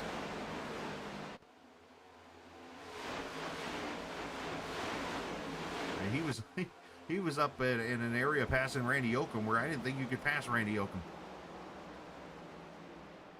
There's Carl Lavage. Toyota is on a mission here. All right, they've single filed out up there to 11th. So much for my prediction earlier. But this is what I was looking for. I wanted to see him come down the front stretch, all lined up, nose to tail. against the outside wall. When you see that look, they could fan out here, get air on the front of the car, have plenty of grip coming off the corner. If they get a little sideways, they could drive out of yaw. This is what I expected to see. White flag in the air, you know, green to the finish type of a race. We're working lap 80, and you think about how many laps we have to go. I still feel like, as Dakota Long absolutely sideways out of the corner, I still feel like if we could put a couple of these laps together, we're going to see a long green flag stretch here. So let me think about this here. We've talked about Kevin King's 10 race win streak he's on right now. Has he won one on fuel mileage yet? I don't think so. This could be the first one. He's done it different ways in almost every race. That is true. That is true. But then you go back to earlier this season in Las Vegas, the guy running second place out duped the 29 car with a 2-tire stop. He and Tyler Dalton went, was it 1-2? I believe it was, or 1-3 or something like that in that Vegas race earlier this season. Look at Wetzel back to the top side. He's back in the picture now. You know, I think that's another thing too, Kev, with these cars being so... I mean, you can put them together like a puzzle piece, pretty much. It almost invites you to be a little more risky, if you will. To put your car in a spot knowing that, you know what, if you don't tear up the engine, you can get the car put back together and be back to 100%. And you look at Bobby Wetzel back up here in the 4th position right now. Jose Gonzalez, who had no nose earlier, 7th position right now. I don't know. I always feel like, and maybe this track is a little more forgiving than some of the others in the sim, that as soon as you have damage to the point where the nose is torn off, the car will never perform the way it did before. And in an aero-sensitive track, that's not the way you want it. But the draft, and when the cars are running tight to each other, that does sometimes make all the difference. And then you lose the draft, and you find out you're in the 3rd pack, and then the 4th pack, and then you're out of it. As we got one car down on the apron. He's passing him wherever. He had a run on Gonzalez, and Gonzalez took him to the apron. And he said, I'll gladly go down there and make that pass. As Wetzel up the track again. Had to get out of it. Here comes Mons. I think he was waving at his mother down there as he was going through. Hi, Mom.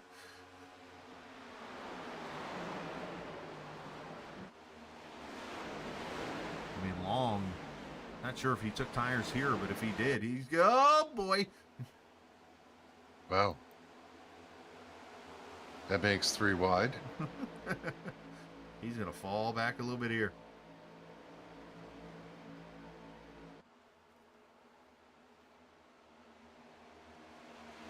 Meanwhile, Calantoni and Donaldson are just trying to walk away. Yeah, ideally, the two of them will communicate to each other through karma that if they stay nose to tail, they know they can drive off. Now, a bunch of cars can run another car down, but the one I have concern for right now is Kevin King. He's back in 17th after pitting. I think there's a theory there. Yeah, I wonder if he's just kind of riding. Mm-hmm. That's what I exactly think he's doing right now. He's only got to stay ahead of the cars he pitted with. Right. Yes. And then stay behind the cars to save fuel. Draft as Dakota and Wetzel are up here leading on each other.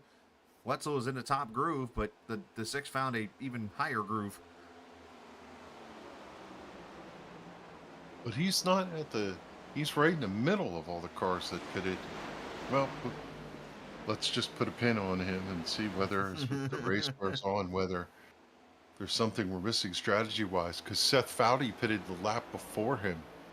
Does Kevin think that one extra lap that he has is going to make the difference to beat the 11? Hey, 2 miles is 2 miles when you think about it. Yeah. I mean, how many times have you run out of fuel and you can see the gas station you're trying to get to?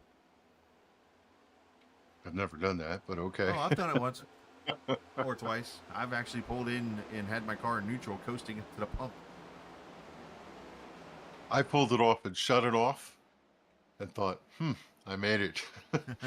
You get the indicator that says how many miles you have to Right. go. I've left my house with 0 Oh, no way. and made it because I understand every car has a reserve in it, but I did pull in and wonder how many fumes. But when you know how the volume of the car, much like a crew chief, right? You know the volume of the car when they fill it up and you say, "Give me the receipt," and you look at it and you go, Right. "I could have went so much further." Yeah, Cosmo Kramer over here in this car.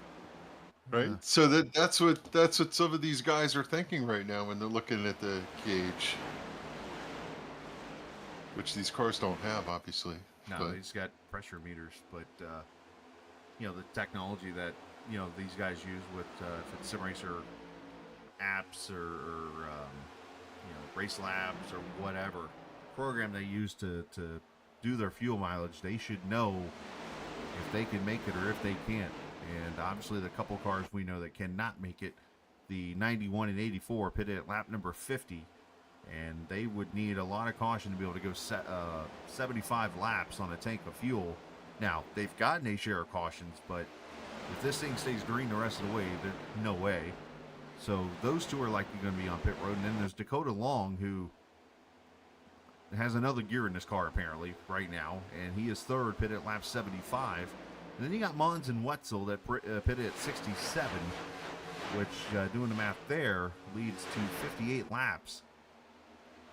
And I highly doubt that's possible. So with the yellow we've had. So you have to look at these guys that pitted at 75, 76 as the guys to watch here. And as this race goes more and more green, I think you're going to see a lot more people beating each other up because they're going to be mad.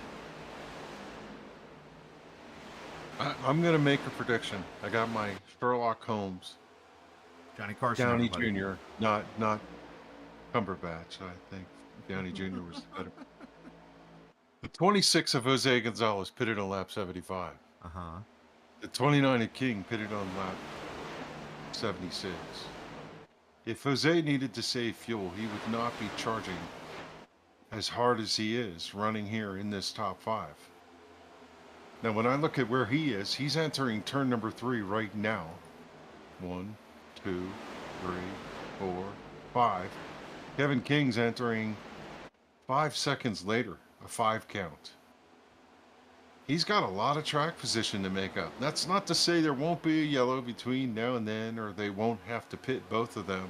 But when it comes to if this thing runs green all the way out, and I'm not saying Kevin can't run the racetrack down, but why wouldn't he be?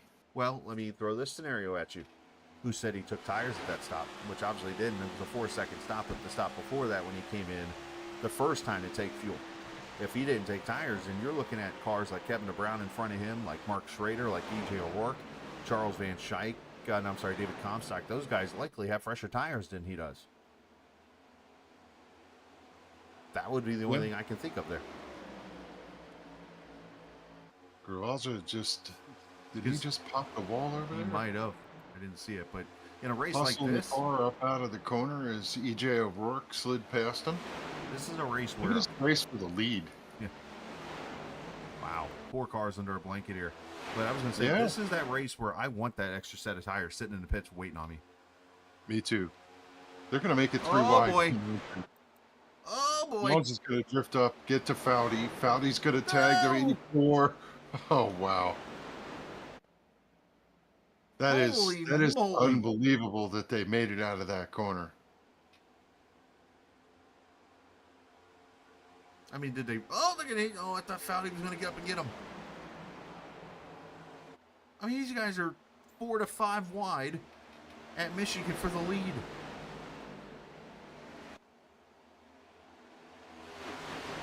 That was such a strange quarter. I mean, look, it's 25 laps to go, so when you're within inside 50, drivers lose their mind. But 50? the charge into the corner where 4 cars made contact from 3 to 4, and they all ended up being able to drive out of it. You know how it is, Chris. When you're over there in the corner, you're absolutely at the edge of control. When you get tapped, You slide up and tap somebody else. And they slide up and tap somebody else. One of those 4 cars has a super high ratio of going sideways. Well, I mean, I'm just going back to the comment you made as you see the 6 make the slingshot move here on the 11. As he's sitting inside of Donaldson for the lead, 3 wide as there goes Long to the front. But you said a minute ago, he's getting loose. Oh, boy, hold on. Oh, some runs are going to be coming here. Here comes Mons. There's 3 wide going across the stripe. Mons might lead this race going to turn 1. Yeah, he needs racetrack. I think he came down there and just decided, or not. Maybe that's not Mons. I'm confused. It was the 11 of Foudy that needed racetrack. These guys, this is nuts.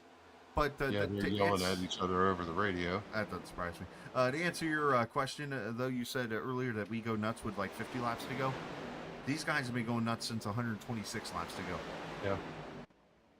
There goes the 6. For those who didn't get that joke, there's 125 laps in this race. As Foudy goes to the lead.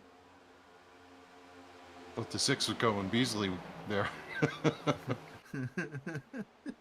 If that car goes across the checkered flag from here, I'll be shocked because he's just absolutely sideways every corner. So you're looking at 1, 2, 3, 4, 5, 6, 7, 8 cars under a blanket here. Hey, England, go check who's 10th real quick.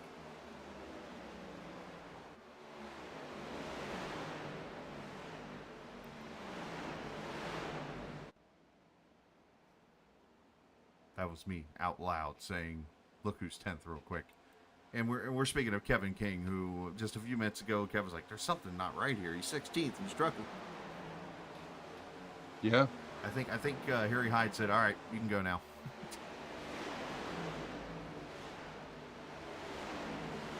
Well, let's see. Let's see if he can run this gap down. These guys have... Let's see what the stopwatch does not lie. Yeah, okay.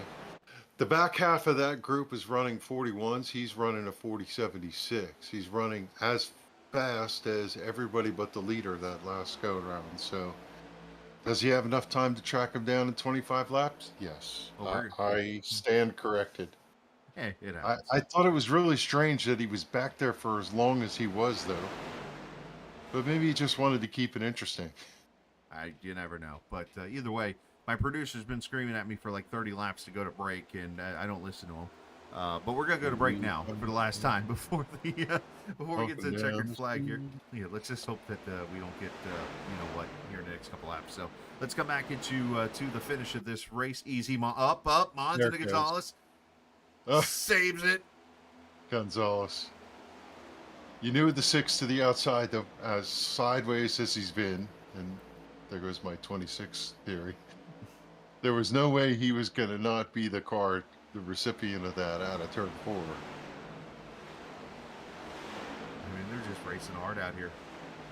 Been just wild, the saves we've seen tonight. But all right, I promised it. Let's do it. Let's go to break real quick. We'll be right back. What a nice day to install my new mailbox. Hi there, friend. I'm Dig Safely Man. My job is to ensure you call 811 before you dig. Why do I need to do that? Vital utilities like natural gas and electric run just beneath the Earth's surface. Damaging them can cause service interruption, environmental hazards, or personal injury. I thought only contractors had to call before they dig, so homeowners do too. Call 3 business days before you dig unless you have X-ray vision. Visit nc811.org to learn more. All right, good news. We're still racing here. Lap number 100 of the Sim500 nc811.org Cup Series. Even better news, we're still green with 25 laps.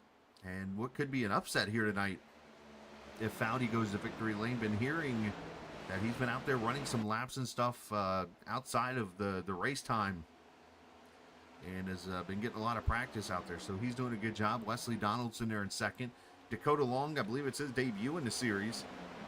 He is in the 3rd position tonight, and he's been rolling the Mr. Excitement hat here this evening. Charles Van Schaik is 4th. Anthony Calantoni, your top 5, as they're all separated out by about a second or so. But the thing we need to be watching right now is Donaldson and Calantoni and even David Comstock, those guys are going to need to pit here, I would say, in the next 2 or 3 laps to get fuel. Oh, and no, Wesley goes around. Oh my He gets gosh. clobbered. That was a huge hit. Everybody takes evasive action down even to the grass, trying to avoid those cars. As well, he needed the caution, but he didn't need to be the caution. What in the world is going on here?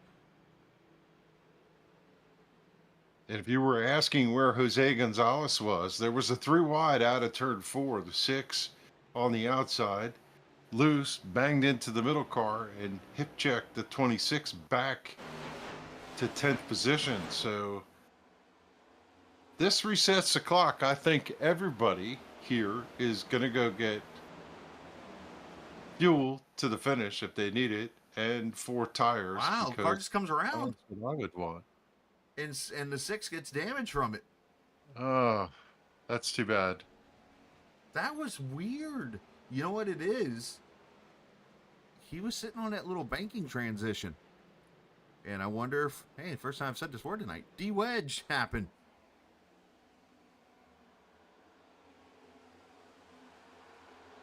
Watch this one more time, but the leaders are on pit road. Well, most of them are. Montesi stays out, but look where Wesley's tires are. Below that little transition area where the banking changes degrees. The left rear was on that seam also as he came across. I think it was the left rear. Yeah, the left rear as he went into the corner, crossed the seam, and the car felt like it got loose. And then the left rear, as it was loose, it just stayed on the seam and it never hooked back up. Go back and watch that again. It is uncanny as to the position of the left rear as he lost control of the car. 4 tires and fuel. Charles Van Schaik wins the race off pit road. Bounty second, Calantoni, David Comstock, Justin Mons. As we complete the longest run of the race here. Let's watch again here, and let's go on board. Actually, let's crash cam from the 91. And you'll see Watch exactly. the left rear tire. Goes across the seam right here. Car brakes loose, loose, loose, loose. Left rear's on there and just never hooked up.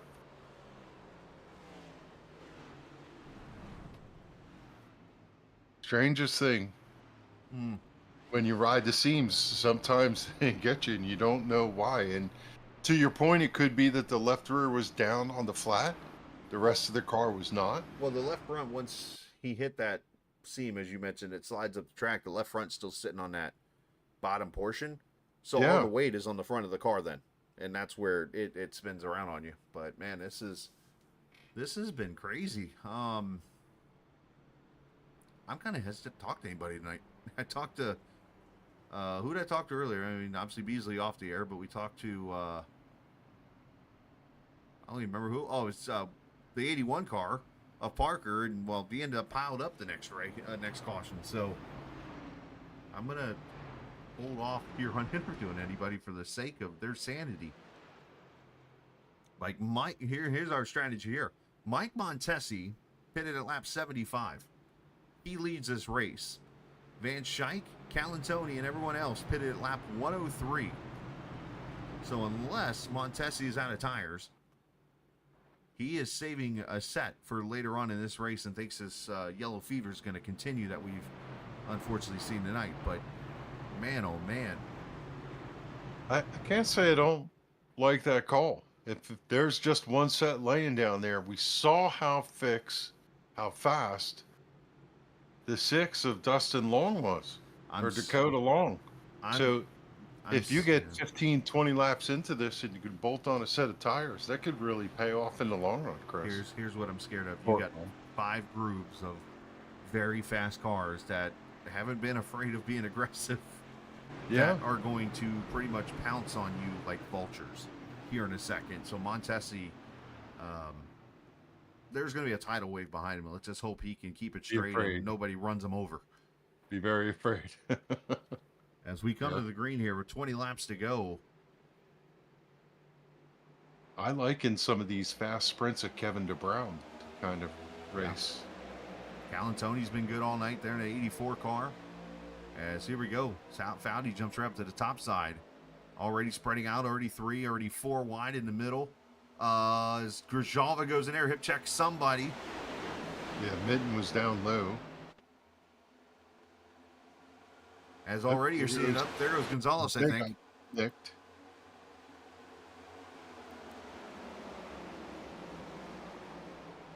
As Montesi being freight trained, unfortunately back to 10th already. This is where he just takes it, right? Be careful, be predictable. Stay in your lane. Hold your lane, make yourself predictable. As Anthony Calantoni leads that lap, Charles Van Schijk behind him. 3 wide on the entry with the 92 of Mitten, the 60, and then the 4 to the high side. Leader's loose out of 2.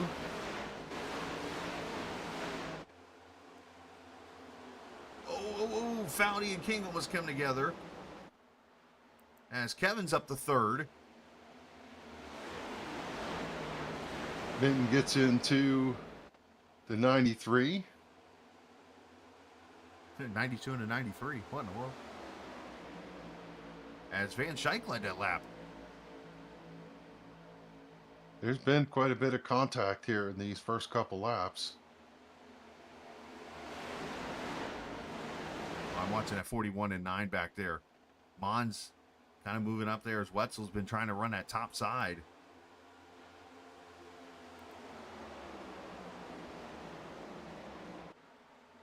This has stacked To the bottom, here comes King. Brother. Kevin King to the lead through 3 and 4.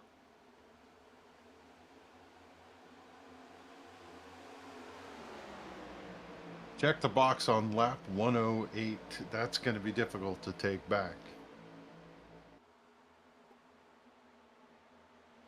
You know, he figured out the safest place to be, and he needs his haul tail and get up there to it. And King goes to the front here. Van Schijk 2nd, gets loose. Calantoni the 3rd. E.J. O'Rourke 4th in the battle for 5th between Foudy and David Comstock.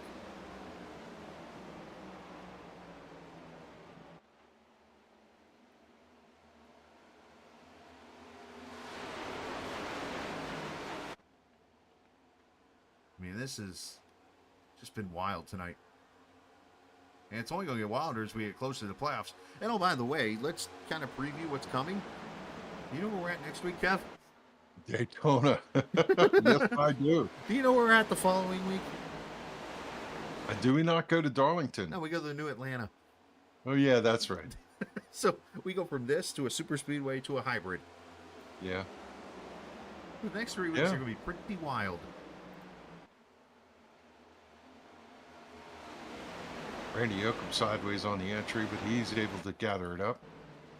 Turn 3 through turn 4. We stay green. Top 14 cars all single file, and then we're 3 wide back here. As there's the 3 of Jeff Ryan having a good run here tonight. He and Yoakum have survived this. Scott Simley back here. A lot of these cars had damage. There's the 91 of Wesley Donaldson, the modified. Brian Wortman has survived.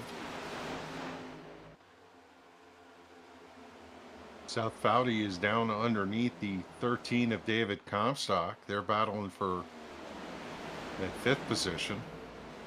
Foudy down low, out of turn 4. His car is going to slide up the racetrack. He's going to be able to gather it up as the fast lane of Comstock prevails. He's going to come 5th across the line. Foudy isn't done yet, but joining the battle is the 9 of Bobby Wetzel to the high side. He's going to go really high on the entry to turn number 1, turn the car down, try to see if he can find the hole he needs to get up there and make his way into the top 5 at the end of this. As we come up to 13 laps to go next time by, how is this thing going to end? It has been a crazy race here tonight. And obviously anything can happen as King did take the lead a few minutes ago and is starting to kind of edge away. He's got about a 10th or so. I know it don't sound like much on Van Schijk, but a 10th in Michigan with the way this draft works has got actually a little bit of distance to her. As Fryer and Gonzalez about came together.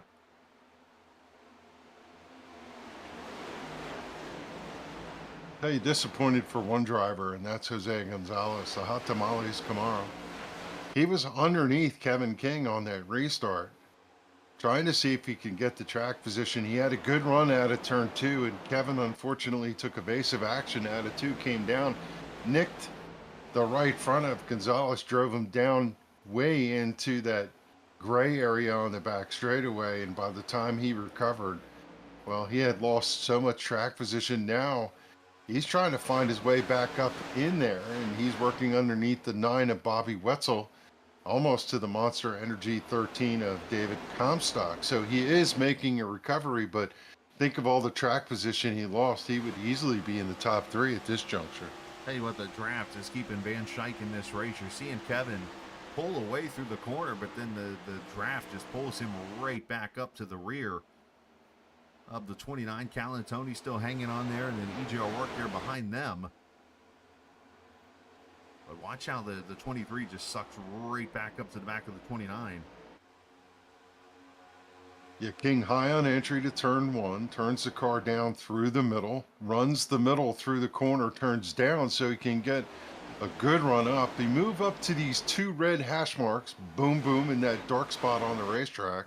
You want to be to the outside wall by the time you get to that mark. Down here in turn 3 and 4, it looks like he's turning down and trying to get to the apex of the yellow line out of 4, and then let the car drift up, use all the racetrack at the exit, get to the marker, the green light there. And he's doing the unusual run at this point of coming down the track. 23 is pushing him through, and I have to wonder if Charles Van Schaik has the upper hand here, because one of these times, I don't think he's going to give the 29 a push. He's going to actually try and get to him and go alongside, pull him back. David Comstock back here, Jose Gonzalez, and then Bobby Wetzel behind them. Alan with Robert Friery here for the 8th spot as we keep an eye on all those positions here as we come to 9 laps to go this time by. You know, need I dare say we have overtime? 3 of them, potentially, if needed here, or 2 of them, I'm sorry. The 3 extra sets of tires, 2 overtimes, as I like to say, if they're needed. Gonzalez has moved past the 13. Now he's underneath E.J. O'Rourke. He's going to make that pass, come into that position, take over the 5th position. So Gonzalez recovering for a top 5 at this point. And what a great run for a guy that's had his nose knocked off 2 or 3 times in this race, been able to get it replaced, and the engine not damaged, so he's able to go.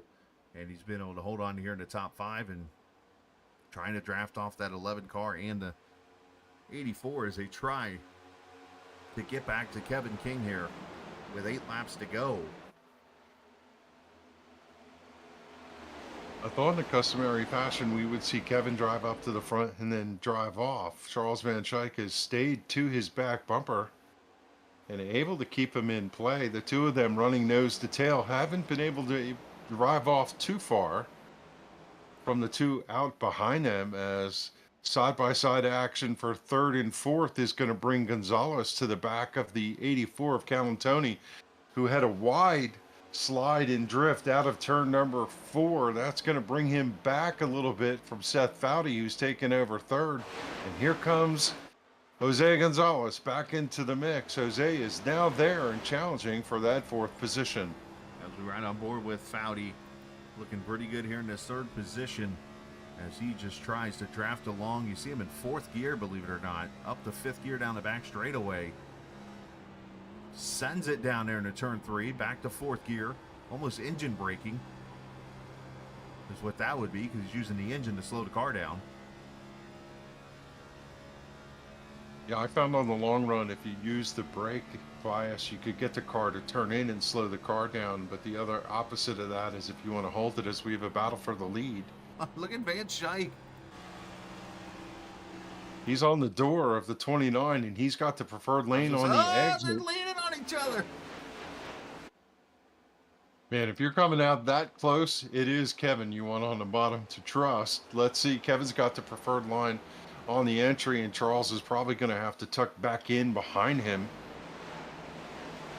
But a valiant run, good test for the number 23, and he's learning right now as we get to 5 to go. 5 laps to go. And there he goes, crosses over to the inside here. Let's say, as he shoved the 29 up the track a little bit here. Either on purpose or not, he's hustling the car on the bottom. That's going to bring Foudy in here. And this time, Kevin does not have the preferred entry into the corner, as Van Schaik has the bottom line. Kevin launches it in there. Van Schaik is sideways. His left rear is on that slip. He's able to gather it up as they are door to door out of turn 4. And I'm going to say Van Schaik is going to lead this one. Sure does. Holy cow, 4 to go, and here comes Foudy now as they lean more on each other. I mean, they're racing clean, but Van Schaik's doing everything he can to shove the 29 up the track so that he has to lift. Now the question is, who does Foudy go with? We know he's been working with the 29, but is he going to choose the lane or choose the driver to help? Charles cleared. Charles is clear. I was going to say Seth Foudy's going to follow Seth Foudy. Yeah, but at some point he does have the choice to choose which driver to tuck behind, and whoever he's going to push is probably going to see the advantage. Now the question is, who does Seth want to race to the finish? Does he want to race the 23 out front or the 29 out front? All of that stuff is going through, and well, look who else is joining the party. Jose. He's going to get to the back of the 29 and cut left. Ooh, Kevin shuts the door on Jose. We said the last quarter of this race could be a barn burner, and I don't know how you write a better script than this. 4 cars under a blanket. And a caution! Wow. Wow. Oh, my God. Incredible. I think maybe the 75? Yep, I think you're right. Stony Benfield. And for those who don't know, I just literally went back in my seat and threw my hands over my head.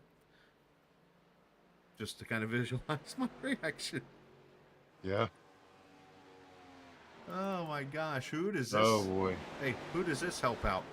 How about the guy that's sitting? Actually, you know what? Never mind. He took his car behind the wall. Mike Montesi, I just realized, parked it on lap 110. Oh no. Let's say he had the tires. Mike had dropped quite deep into the field during the course of that run. So who has tires? Does anyone have a set of tires left? And do you go get him? I mean, why not Kevin King? Oh my gosh. King comes to pit road. Wow. We'll come back to you here in a On a second. green white checkered comes to pit road. Where is he going to restart from? And how is he going to pass 15 cars? He's going to restart back in about 20th.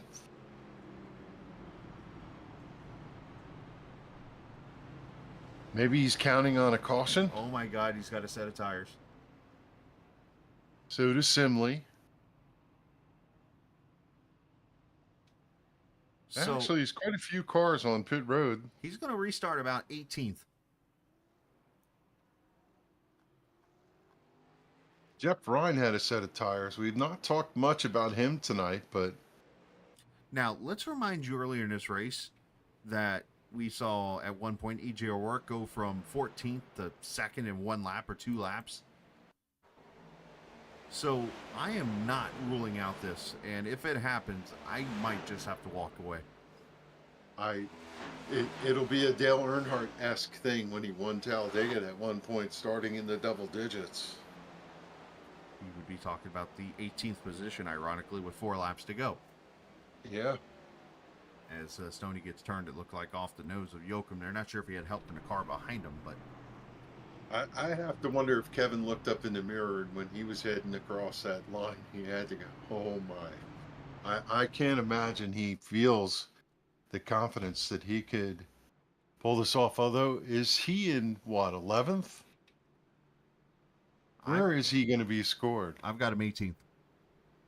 Okay. we were talking about 18th or so. So the two things that come to my mind that I have to wonder here is, one, did he have enough fuel?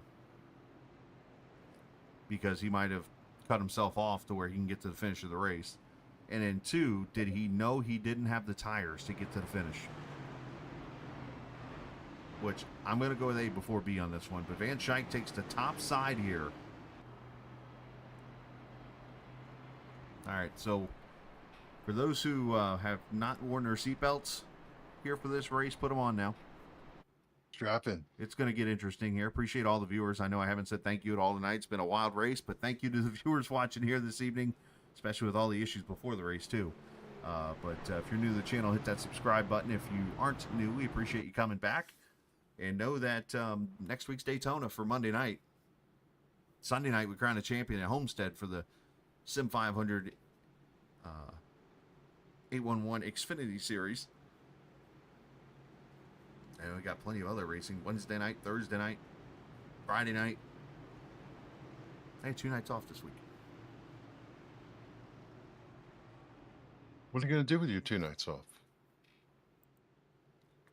Do what Pinky and the Brain would do. Conquer the world, baby. Try to take over the world. No, I'm just kidding. Family time, of course, as always. Zoink. I watched that when I was younger. It showed awesome. All right, coming to the green. Green, white checker. Van Schaik, Jose Gonzalez. And we'll keep an eye on the fresh tires back at 18th position. There's Kevin into 29. You see him all the way back in the 9th row as we go. And Schrader doesn't go. Yeah, Schrader did not go. That opened the bottom line for King, but it also slowed up and made a huge gap for Kevin to have to overcome back there. So, all right, let's watch what happens up front. Robert Friery drops to the bottom for the lead. Rivera up to 4th. Calantoni to 5th. 2 attempts at a green-white checker. Oh, Rivera slides up. He's going to make contact. Will they come clean out of 4? They do. They're 3 wide out of it. Calantoni to the outside. White flag Get final back lap. to the line. Holy cow, he did.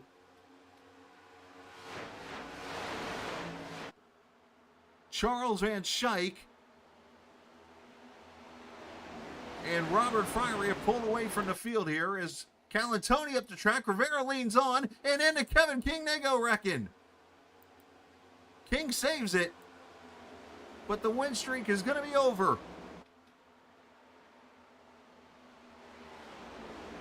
And I would say this is not the guy I expected to be the one to break the win streak, but he has earned it tonight. Charles Van Schaik wins in Michigan in an upset. Side to side out of turn 4 for that 3rd position, and I'm not sure who actually got it. Might have been Calantoni in the 84 with the charge late in the race. Calantoni by about a 10th, maybe.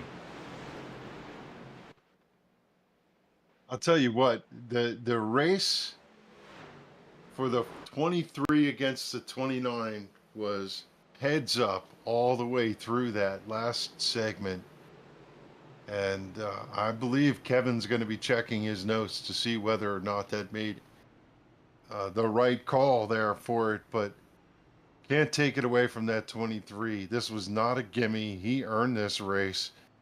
And that is one that I would put the trophy and polish that thing quite a bit. Yeah, that's this is going to be a big win for him. And I believe, yeah, this is actually his first career Cup Series win at Sim500. So incredible performance.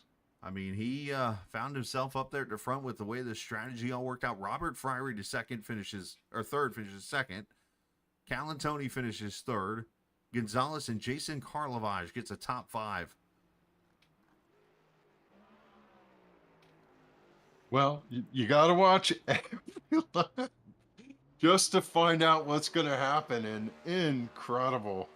Incredible.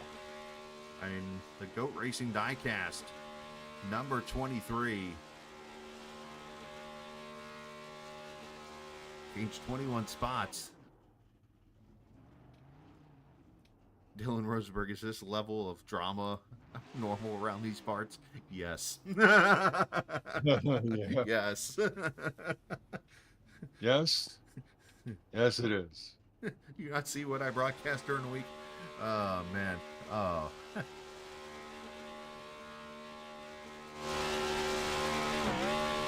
Oh, yeah, he's going to write his name on Lake Michigan over there on the front straightaway. He deserved it. If I just can't imagine what he's going to sound like when he gets out of the car. He's going to go over there to Victory Lane, which is right there on the front straightaway, the Gatorade Victory Lane, in a classy move. And here's where he would hop out of the car, wave to the fans. But there is no grandstand because they tore it down. He probably not waving. He probably celebrating.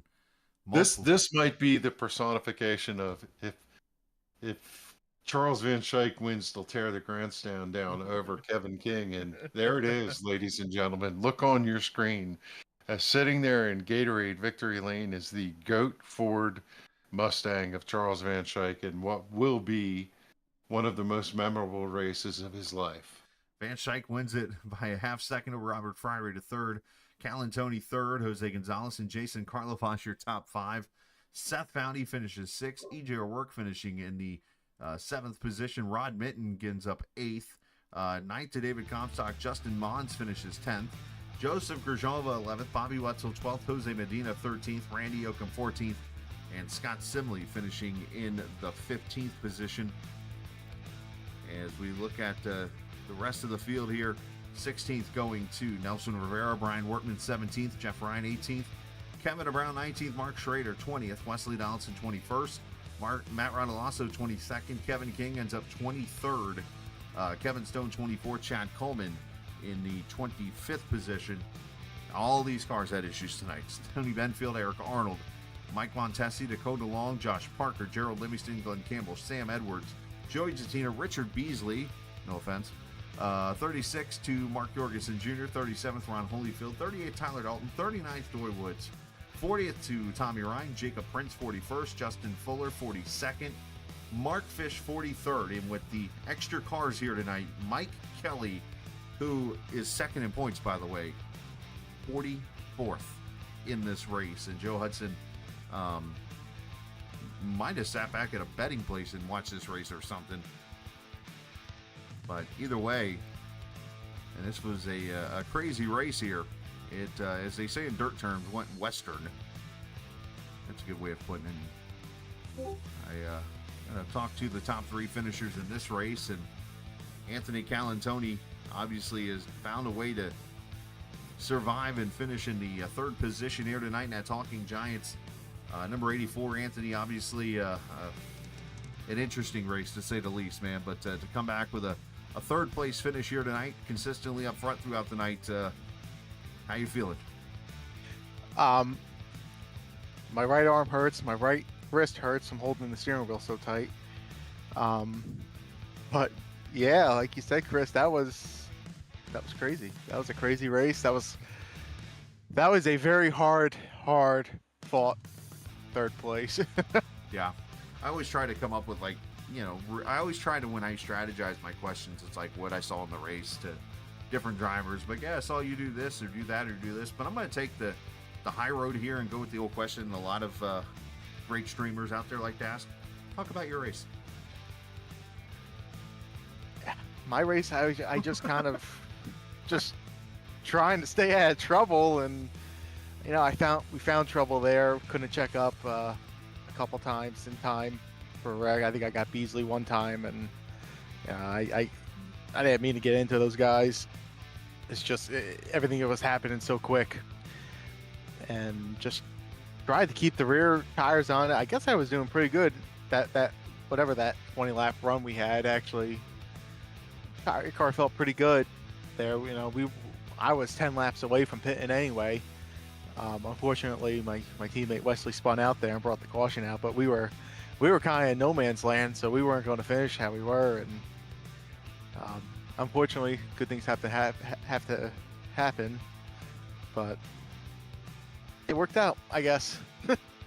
Yeah, it's been definitely a wild race for you, and I know you were one that's been trying to battle and keeping yourself up there in the point standings as you go into these last couple of races before you get to the playoffs. And and looks like a great points night for what has been situated here for you. Send some shout outs whoever you like to. Yeah, I told Bobby that right before we went back green. I said this is going to be a really good points day for us. Even though I got the win, but maybe we can add another spot here and there against above someone. But made a change tonight, Chris. We swapped paint schemes, I think, as you see, and I did. I decided to put the Rebuilding Warriors guys on the card tonight. We'll probably run them a couple weeks. Definitely, we're in Daytona next week, right? Yes. All right, so that'll probably be the technically the 4th of July night race. So we'll have them next week too. Maybe that's going to be the swing now. You know, we have them on the car, and we had a good race. So I'm happy to have the Rebuilding Warriors project on the car, along with the Talking Giants and John Boy Meade Chevrolet. We got to thank Mountain Dew and Captain Morgan as their new partner sponsorships with Talking Giants now. So we're growing a little bit, which is a great sign. And I got to thank NC811 Call Before You Dig for the sponsorship of the series. Very, very glad that they sponsored us this year, and we couldn't do this without them. Got to thank Sim500 for running the league, and I got to thank you and Kevin for the broadcast, and all the fans out there watching. Thanks for watching every week, and we really appreciate it. Just know that there's a reason why I am called the captain. I didn't catch that. I'm going to leave it alone from at that point. So, obviously, man, great job tonight. And Daytona, a track that you know how to win at and you know how to get top fives at. So we'll see if you can keep that momentum going. Just got to stay out of trouble next week and be there at the end. There you go. Nice job, man. Congratulations. Thank you. We'll catch you next week. Yes, sir. As Anthony Calantoni finishing in the 3rd position here tonight. And, man, obviously some... I honestly, Kevin, am like, I don't even know what to ask. Like, it's like, okay, you want to explain that? You know? Yeah. But one guy that, man, he saw a lot of action where he was a part of a couple of wrecks, but found himself in the right position as Robert Fry was the 3rd. And Kevin, we let you catch up with him. Yeah, sliding in here to Robert, I have to say, we gave a word to this race, which was pandemonium, and I have to wonder, how did it look out of your windshield? Yeah, the race was pretty crazy. You know, I screwed up at qualifying. I spun on the first lap, so the only lap I got timed was just a warm-up lap, and put myself in a bad position. And I think on the start of the race, I think I gained like maybe 8 or 9 spots, and it was just like 3 wide, 4 wide, and it was chaos and trying to avoid wrecks and stuff. It was pretty nuts, I'll tell you. In the beginning of the race, from what I remember, you were running somewhere from about 10 to 15th and just holding your own. At the end of the race, you found yourself with a dozen laps to go, riding in the back half of the top 10 and making your way forward. You looked like you had a solid car if you were up in the top 10 mix. So how did you get yourself to 2nd? So my problem was on lap 30 or so when that first caution came out, we were in our fuel window, so I went in to take fuel only, and I was trying to shut the tires off, and I got the left sides turned off, but when I hit the pit box, I was just turning the right sides off, and it changed. When the car pitted, it changed the right side tires, so I hit the button again because I was confused, and it changed another set of right side tires, so I only had I had one set of tires to run from lap 30 until my next fuel window. When I want to say it was maybe 25 laps to go, the caution flew, and I was able to put a fresh set of tires on. So I don't know how many 70, 80 laps I ran on a set of tires.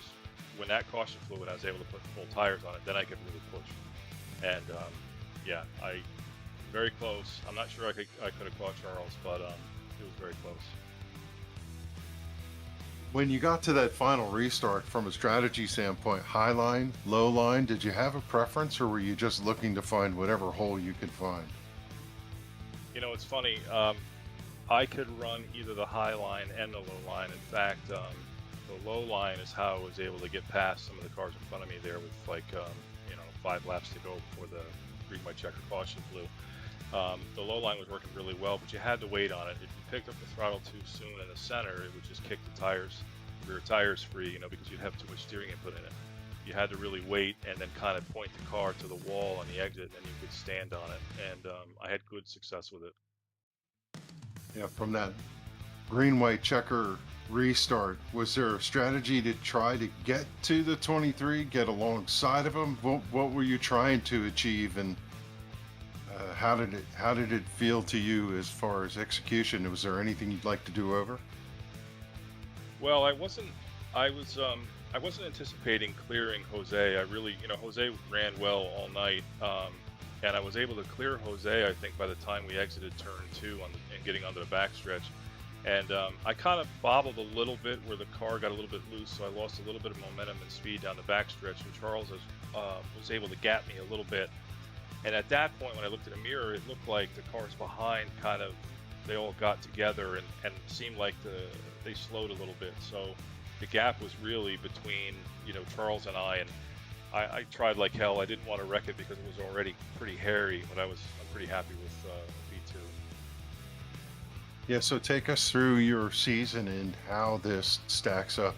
It has to be rewarding to come away, and you and Charles Van Schaik and Cal and Tony, you're the podium that finally knocked Kevin King from the crown after 10 races. That has to feel good to be a part of that. We've been talking about it week after week. We were wondering, and for what it's worth, can you believe you're one of the guys? Well, for Kevin's sake, I think it would be more appreciated if Kevin got beat, by a faster car. Kevin got beat by the chaos in this race, not by, a faster car beating him, unfortunately. Yeah, I guess we're proud of it, but, my season has been pretty sketchy at times. I've been trying a lot of different things. I've been playing with a lot of different wheel settings and just using this season as almost like a testing season for next season, just trying to figure out some things, and hopefully we'll start seeing some results here. Yeah, I can understand the R&D that goes into finding speed at every racetrack, studying the craft and so on, and I have to say it probably feels rewarding every once in a while to get a finish like this and know that the work you're putting in is making a difference. How about anybody you want to give a shout out to? Yeah, for sure. So, thank you to NC811 for all that they've done, and of course my teammates Nelson Rivera and John Schweikert with LaRue eSports. I think collectively as a team across the 3 series, the truck, the Xfinity car, and the Cup car, we've done pretty well. We've got wins in those series. I don't think we have any wins in this one yet, but I don't know. We'll see. I think we keep pushing, and things can happen. Yeah, you're a consistent supporter of the series. We're happy to have you here every week, and we're happy to see you get a good result. Thanks for checking in with us, and congratulations on the finish here tonight at Michigan. Well deserved. Well, thank you, Kevin. It's nice to talk to you, and thanks, Chris, for for all that you guys have done with the announcing and supporting the series as well. Absolutely. Yeah, our pleasure. Robert Fryway, your third, finishing in the second position. Congratulations to him. And for the first time, we get to talk to a driver in victory lane with his first time win here this season, I believe, as Charles Van Schaik goes to victory lane. Charles, man, what a race it was, and chaos everywhere, as we've been talking about here.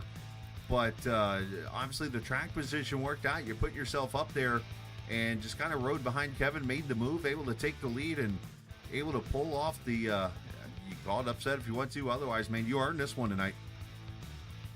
Yeah, I definitely, I'm still like shaking a little bit. I definitely wasn't the one that there was like a bet or a pool, I would definitely not be on anyone's list to break his streak. So, yeah, I just followed behind. I stayed in 5th. A lot of guys were shifting. And towards the end, with 5th not shifting, I was able to get up on his bumper, and I don't know if he had damage or what, but towards the end, once that caution came out, I wish it didn't, because then I'd feel a little bit better that I beat him. But I don't know what his situation was, but man, I'm still just trying not to curse and get excited, obviously, that I couldn't help but think of, and you mentioned it there a second ago, is the shifting. And I know a lot of aggression was going on out there tonight, a lot of 3, 4, 5 wide, a lot of craziness everywhere. But I'm saying the restarts, I saw the shifting to fourth gear a lot early in the runs. Was that freeing up the car and allowing you to be aggressive and maybe kind of, I don't want to say the main cause for the wrecks tonight, because obviously the drivers had decisions to make there, but it had to be loosening the car up a little bit. Yeah, I think I was just able to get in the throttle a little earlier. My runs coming out of 2 and 4 were a lot better because I felt like it was more stable. I don't know, lose touch. I mean, it was just more stable to be in the 5th. You know, I let off right at the light going into 1, right at the white sign going into 3. I rolled it, and then I was basically 25% fit and just gradually going up to 100%. I was 100% throttle, probably a little past halfway. But just saving tire because I made, you know, I took 2 sets very early. At second to the last caution, I did not take tires. I was on 12, 15 lap old tires and still unable to, you know, I told my teammates 10, 12 laps, just take it. If I take it easy, the tires will even out, and that's what happened. And I was able to stay up there, and would have been nice just to win it that way, but you know, it was a lot easier than I thought it was going to be on the green-white checker, I'll tell you that. I was cursing a storm when that caution came out. Well, obviously you went out there and earned it here tonight. How satisfying is this to finally get this victory? Especially in this league. I mean, you got drivers like Kevin King. You know, I know Pedro doesn't run; he's part-time. But you know, just to say I won in a league that, you know, certain drivers, Falkingham and Justin Fuller and those type of guys that are up there every day. Mike Kelly and Scott and Seth helping me a lot because I'm probably the most rookie of the team. The most inexperienced of the team, and obviously I got to thank Kevin. I know he's probably not going to want to hear it. You know, he's helped me with some of my settings and my field of view, and since he's done that, I think I've won 5 races in 3 weeks over a couple series and some officials, and it just feels a lot better. And you know, it's all to the drivers and the drivers in this league and my teammates from my other league. Obviously, great job here tonight. Congratulations, and go enjoy your first win in the Sim500 Cup Series. Yeah, thank you. Absolutely. Charles Van Schaik, the winner here tonight. Congratulations to him. And wow, I don't know how else to word this, Kev. What a race it's been. You know, obviously we've got some people that are not going to be happy with the way this race ended, but you know, and even how the race ran, but strategy came into play. We had some long runs towards the end, and Charles Van Schaik just put himself in the right position to put himself in victory lane here tonight. Robert Friery did a good job, but I think it's only going to get wilder as we get to Daytona and to New Atlanta here next 2 weeks. Yeah, this race had so many storylines. The wild cautions and the bedlam is the word that I used in the middle. Mike Kelly, first one out. So some of the point implications, the 19 of Tyler Dalton not having a good night after running second and being a point person all season. The Chad Coleman didn't have a good night.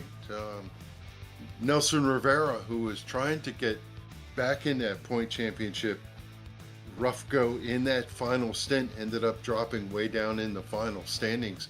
Calantoni, who's sitting in the top 10, finishing a podium spot. That's going to help them. Wesley Donaldson, his night, I mean, you just go down through every driver. Mark Jorgensen Jr., he didn't turn out the way we thought it was going to be. So it was probably the most unpredictable race of the season with an unpredictable outcome. I agree with what Charles said. Is I don't know that anybody had his name circled as the one to break the streak, and we could finally say the streak has come to an end. And let's look back at Kevin's performance, and I thought there was a valid point made there. Is I don't know that Kevin would have got to the win, but he would have been a podium spot. He was coming for third there, and in inadvertent come together out of turn 2 that we've seen all night long ended up him playing a little pinball bounce, and unfortunately that took him out of the running. He had come from where he restarted. He gained 11 spots already before that happened. And he was going to be third come down the backstretch for the final run there. So it would have been a miraculous recovery in its own right, but that's not the way the story was to be written tonight. Unfortunate there for Kevin, but yeah, no, I add to that sentiment. 10 wins in a row in any league is pretty impressive, pro or not. And he did his thing, and as they always say, what's the best thing about a streak buster? Let's go start another one. And that's what I have a chance to do at Daytona here next week. But here, let's show you the point standings. There's been a little bit of a shakeup here after this race this evening. And let me clear out the driver details real quick, and then show you the point standings as we go to Daytona next week. King extends his lead out to 154 over Mike Kelly. Kelly had such a big enough lead on Jose Gonzalez and Tyler Dalton and those guys. He still got 70 points on third after finishing pretty much dead last year tonight. Dalton, Coleman, Rivera, Calantoni, Donaldson, Comstock, Charles Van Schaik up 5 spots to 10th. Josh Parker falls, Beasley falls, Fuller falls. And you go down to the bubble, Robert Friery, the third, jumps up to the 20th position and has 3 points over Jorgensen. Rodelasso's right there. Wortman's right there. Yoakum's right there. I mean, there's 5 guys right there with a chance, and they're all within 12 points of each other. Stoney Benfield also there with a chance. He's 400 points back, but let's see. Let me look at the numbers real quick. Everybody here is eligible, it looks like. So we're going to go to Daytona next week, and we got to find a way to catch our breath after this one tonight. So, yeah. Kev, let's go get some. Go ahead. No, I was just going to say, yeah, I'm with you on that. I'm very similar to what Charles said, is just trying to settle down and like process it all. It was a crazy race. Go get some rest. We got to work. Sir. Yeah, we got to do our thing in the morning. But anyways, man, big shout out to NC811.org for sponsoring the series. Big shout out to Sim500 for allowing us to broadcast this one and all the other great races here in the series. As always, big shout out to the fans for hanging out, especially with the issues at the beginning and now here during the race and stuff here tonight. But it was definitely a lot of fun to be a part of, and I'm very intrigued to see what's being said down in the other chats right now. So thank you, everybody, for watching here tonight. We're going to head out, and always remember, this isn't just a game. It's iRacing. See ya!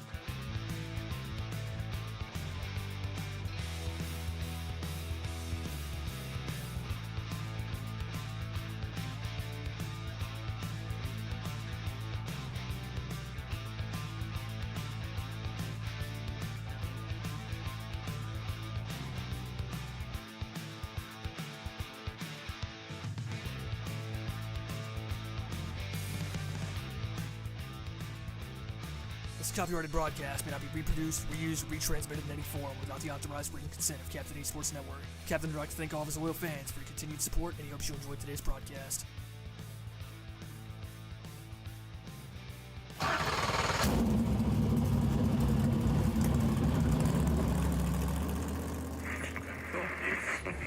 The following is a special presentation.